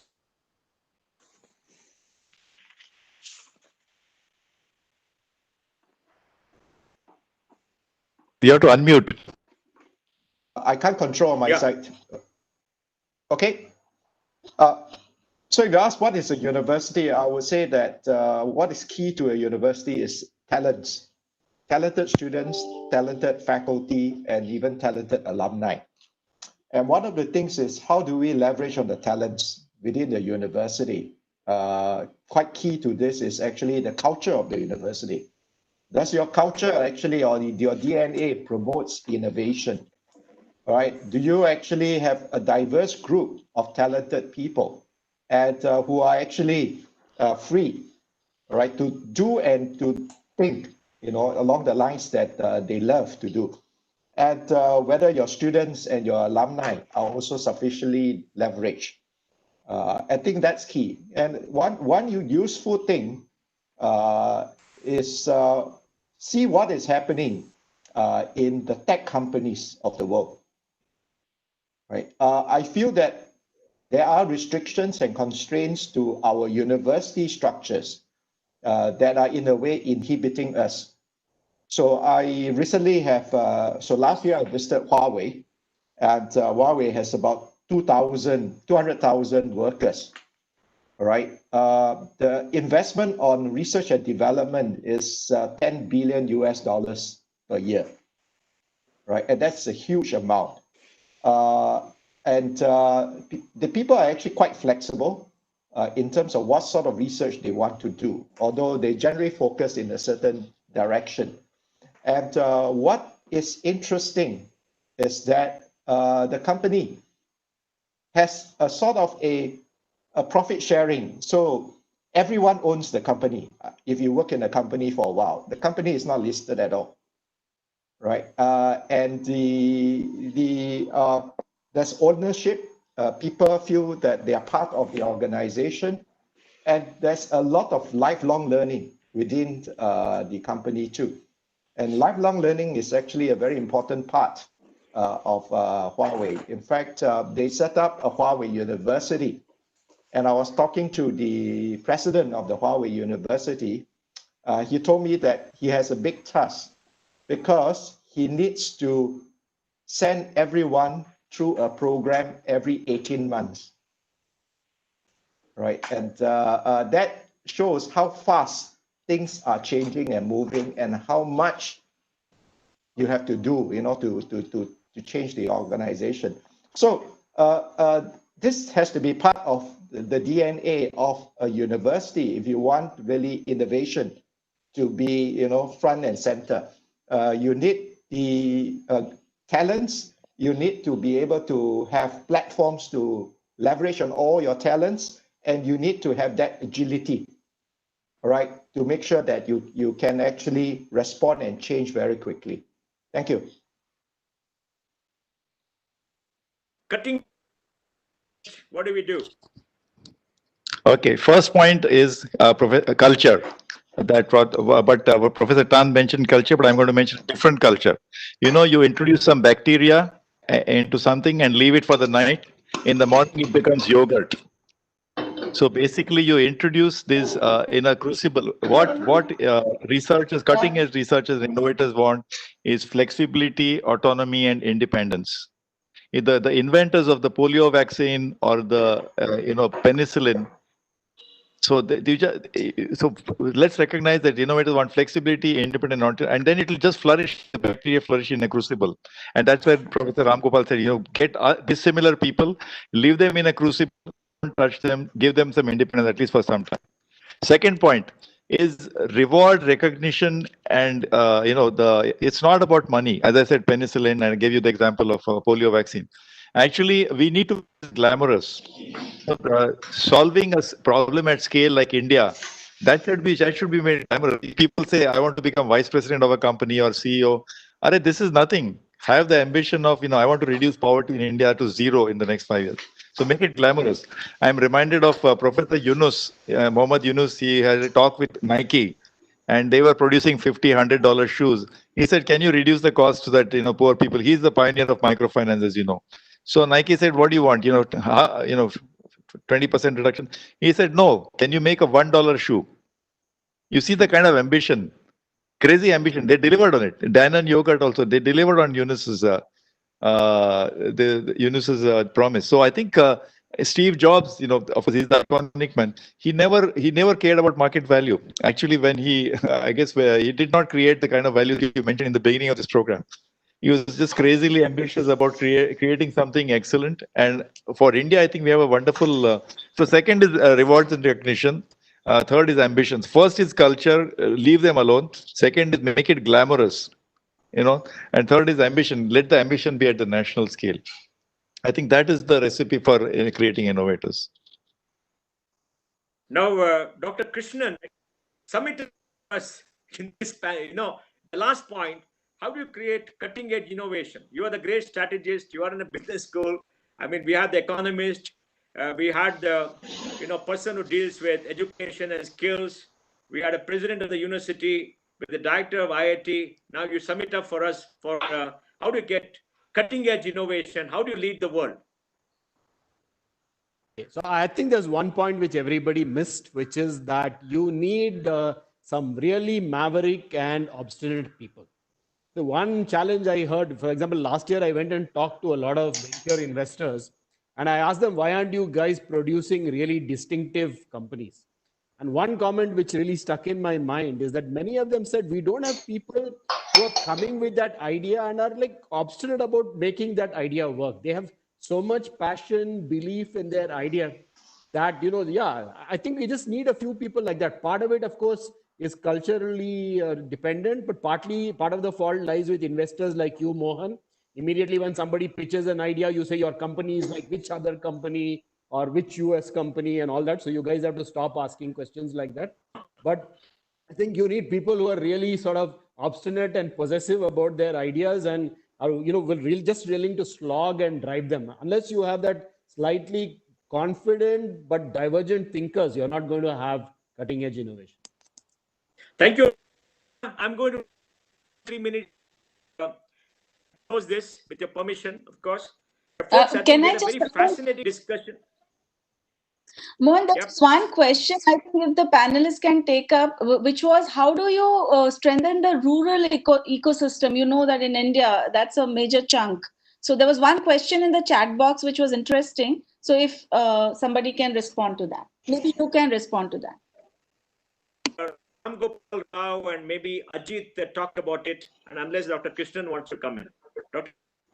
Yeah, there is in fact, Government of India is now in a way, mandating all the institutions to work on rural problems. A couple of years ago, we have created this Unnat Bharat Abhiyan, UBA as it is called. IIT Delhi is the coordinating institution. Through UBA now we are reaching out to almost like 5,000 villages in the country. All the local institutions are now connecting with the rural panchayats and the rural folk so that we understand their problems and see how we can provide solutions. UBA is one platform. If you just search Unnat Bharat Abhiyan on the web page, you get all the details, and that is what is connecting the academic institutions with the rural areas. That's a very successful program, I would say. it takes time for all of this to percolate down to the grassroots level that we get to notice it, but the process has definitely begun now. Dr. Ajit, Absolutely. I also don't see agriculture and industry as completely distinct. I see it as a continuum through what is called agro-processing industries. Actually, a lot of innovation will lie at that interface. And, just to give example, for example, a crop for fruit like banana, the highest productivity almost in the world, I mean, if not in the world, at least in Asia, is in a place called Jalgaon, which is in drought-prone Maharashtra. Or the lychee revolution in Bihar. So we need to learn from our own successes in India. So the success stories need to be magnified, amplified. There are innovations in irrigation technology, in seed technology, in so many different things, even in agro processing. I mean, the whole huge opportunity of agro processing, where industry and agriculture can come together in the form of these FPOs, farmer producer organizations. I think that's where most of the action is. And of course, I'm glad Professor Ram Gopal mentioned the government initiatives as well. So I think again, this is an example of a problem at scale. How do we, for example, India staple diet is pulses. But after 40 years, why is it that we have to import large quantities of pulses? If somebody can just take up this challenge, that itself can lead to so many innovations and insights. So there's tremendous opportunity. Dr. Krishnan? No, I don't know much about rural India, so I will just abstain from that one. That we have given to the government, I spoke to the finance minister and gave her this, told her too. If you look at the agricultural economy, our total GVA is about 32 lakh crores. That is about 15% of GDP. 15% of GDP is $450 billion. 55% of the output is cereals and grains. 45% comes from fruits and vegetables, fishing, animal husbandry, milk, etc. And in many of it, especially in fruits and vegetables, animal husbandry, and not milk. Milk has got a large part in the cooperatives. Farmers get only 45-50% of the market price. So we have suggested that NABARD should have a 5,000 crore fund to fund agri-techs, which can connect farmers to markets. Because the farmers get a larger part of the market price, money goes to them. They will innovate, they will spend money, they will improve themselves, but they have to be connected to market. We got 500 agri-techs in this country, and many of them have done wonderful work. We've seen farmers' productivity go up 2x. We've seen the price they get go up by 30-40%, and farmers get much better because you connect them to markets. And I think that's where the cutting-edge innovation can come. Of course, platforms like Dr. Rao. Now, Shobha, let me end by just summing up. I think we had a great panel, fantastic speakers, very innovative ideas. What comes out is a lot of things are happening, a lot of things can be done. The big ideas are create platforms, create an open system, get in unlike minds, get in the mavericks, getting in the innovators, connect them, and bring industry, academia together, reach out, networks, etc. And if you're able to do it, and many have done that, you can have exponential growth. You can have 10x growth in the next 5 years. Ajit is not happy. You can have 100x growth in many areas. Invest in startups, invest in the innovators. Essentially, network, platforms, connectivity, go reach out and create an open culture where innovation can flourish. I think this is wonderful. So I want to stop here and hand it over to you, Shobha. I think you should take all these ideas, make it into your book, and with all case studies from all these institutions, send it to all your members, and I'm sure it'll be tremendous. I think it's a very fascinating session with great speakers. Thank you all very much, and over to you, Shobha. Thank you. Thank you so much. I think, as you mentioned, extremely fascinating. But before we exit from here, I would request Professor Sandeep Sancheti to sum up the entire day today and also give his concluding remarks. Over to you, Professor Sancheti. Thank you, Dr. Shobha, and a great big thank you to Mohan for the very fascinating session. We had the second panel discussions. It's my duty to we have come to the valedictory session. I know I'm encroaching your time between you and your lunch, so I will try to be short, but I must say that there is a great deal of learning for all of us. I will take this opportunity to basically convey my sincere thanks to Shri Piyush Goyal ji, the Honorable Minister of Commerce and Industry, and also Minister for Railways, Government of India, for delivering the keynote address in the inaugural session and immensely emphasizing the importance of using our own expertise. He gave examples of how India can be a powerhouse for yoga, how it can benefit the world in terms of fitness, health, provide job opportunities, enhance learning of all population, and of course, promote Indian practices. He also gave examples of what we call about Indian skills and crafts and other expertise. For example, furniture making, which we do a big import currently in terms of some modular structures which are there. But he says that these can be done by Indians very easily. And therefore, we should become the signature country or a place to supply to the world all these kind of things. He, of course, talked about various things about Atmanirbhar Bharat. He also said that 1 in 4 graduates by another 5-10 years would be coming from India in the world, and therefore Indian higher education has a huge place and a scope for going further. And he did emphasize on the aspects of passion and compassion. And also he said that the prosperity which we generally dream for or crave for is always created, not inherited, and therefore we need to continue to work. So a big thank you to Honorable Minister. Thank you, sir. In your absentia, I would like to thank you from FICCI's side and from our side. Would also like to thank both, I would say, Dr. Parivendra, our chairperson from the SRM IST, and Dr. Sangeeta Reddy, the president of FICCI and the joint MD of Apollo Hospitals, for having graced the occasion in the inaugural part and also blessed all of us with their ideas, their themes, and their topics of interest. Their gracious presence is acknowledged by all of us who are present here. They, of course, talked about education as the foundation for the economy. We all know that, and it was re-emphasized. And I'm very happy that FICCI, under the leadership of Dr. Reddy, continues to work and make forays into education space, be it the new education policy or be it any other domain, including the today's effort which was there. And I'm very happy that this online education in India, opportunities and challenge, that knowledge paper was kind of featured and released and is going to help us in a big way. And today I came to know much more about the Future X program, where we are trying to help the faculty, which is the core, which is the heart of driving what is happening inside the institutions. So a special thanks to Dr. Sangeeta Reddy for her support to academic world. Of course, they take care of the entire world. And today in the second session, we learned that the world of industrial world is not alone. It has to be marrying with the academic world. It has to be marrying with the what we call the governmental agencies of the world. And I would say, why not society also? Let there be a four-way marriage, because society is the real gainer. And unless they accept what we are trying to do, nothing would happen. I think these points were very elaborately brought out by every speaker, and every one of them was very, very learned. And therefore, I'll take a minute because I'm so tempted to say a point only about each of the speaker. For example, Pranjal Sharma ji, who moderated our session number 1, the entire session was focused on the skills, and it was very well because everyone added some value to the skill. And I think skill should be given its due in the education space in India. We look down upon on skills. I'm in education for last 36 years and been in certain positions. I can say that we are not given our respect to the skill, and it's time that we change that. I think Arun Jain ji talked about less is more, and he also talked about how last 2% is important, how you can do the value migration, how he talked about the knowledge cataloging which was there.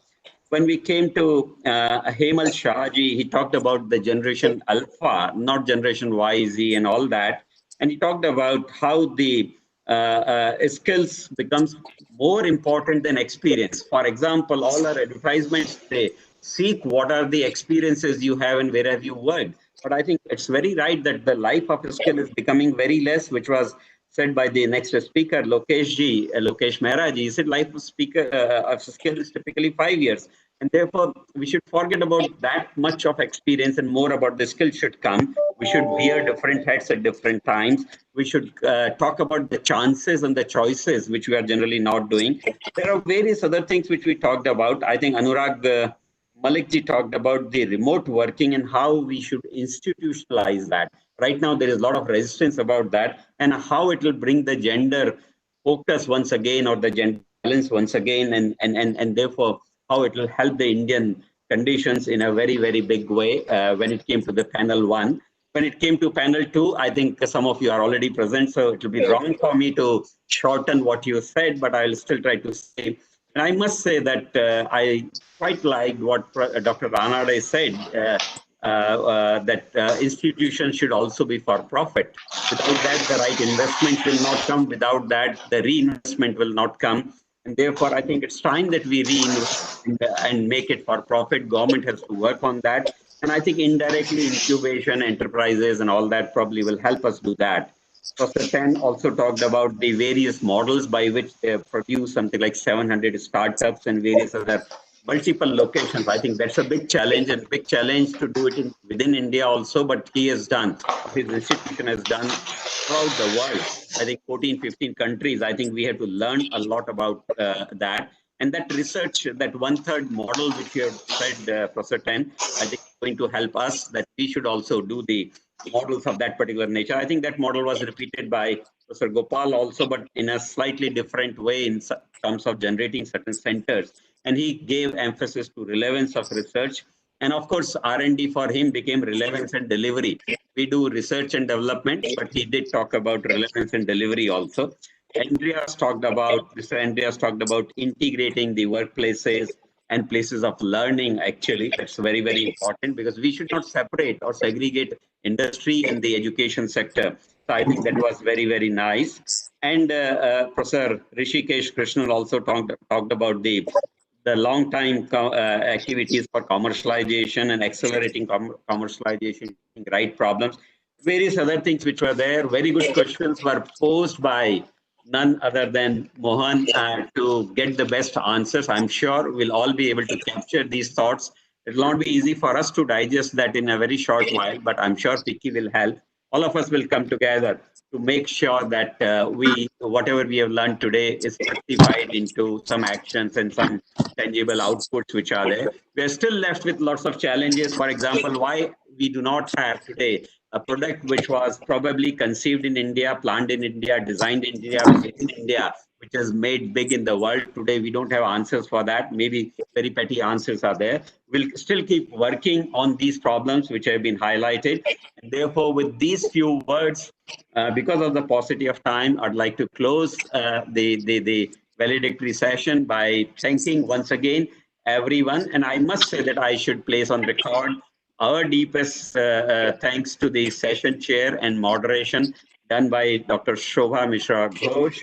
Also the presence of Dr. Dilip Shenoy, who was there present in the morning, and then of course some other urgent work took him out. Also to Pranjal Sharma ji and Mohandas Paisa for agreeing to host our two panel discussions, which were very, very important. And I'm sure with the institutions like FICCI, which is more than 90 years old, and SRM, which is more than 50 years old, coming together, many new things will emerge out of our joint activities. I'm sure we will continue to join hands to drive this particular domain very much within our limitations, but still with a target which Mohan has said to us that it should be 10x. And that is what we should try to do it. I would also like to thank all the audience who have joined in big numbers from world over. I'm told around 2,000 plus people had registered. I'm sure the numbers who have joined us during the discussions have also been very, very large, around 40 countries, all sorts of institutions, industries, CEOs, CXOs, everyone has joined. And also the governmental agencies and other academic world people have joined us. So once again, a big thank you on behalf of SRM, Institute of Science and Technology, on behalf of FICCI, on behalf of all the organizers and the joint association. We look forward to continued association in future. With this, I'd like to close once again. Thank you so much. Namaskar, Jai Hind, and we look forward to meeting you again. I'll pass on the baton once again to you, Dr. Shobha Mishra Ghosh. Namaskar.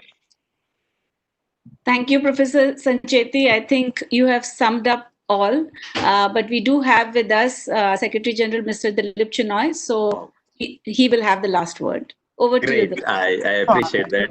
Thank you, Shenoy sir, for your presence, and I thank you personally for your presence also. Thank you. Professor Sancheti and everybody at the SHRM Institute, and to all the participants, thank you for being this poll of this morning and this afternoon. As the minister mentioned, that this is one event where the attendance has been increasing as it progressed. So even now we have close to 400 people on the call. So thank you very much for everybody for joining, and thank you all the panelists. And we had some excellent panelists and excellent chairs there during the session. Thank you everyone for actually being here, and a very special thank you to Dr. T.R. Parivendran, who is the Chancellor. He joined us. Thank you very much for that, and to the President Vicky and to the Minister, and to the moderators Pranjal and Mr. Pai, who actually did the sessions there. My job is only to amplify our thanks, and also to convey our appreciation to Shobha and her team, and the team at SHRM who actually put this together.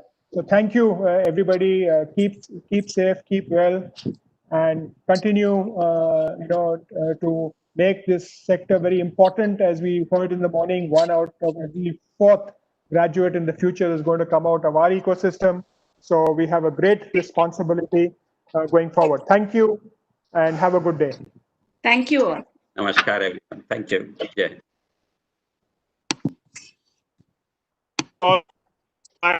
Great session. Thank you, Mohan, Thank you. Thank for you. driving us. Thank you, sir. Namaskar.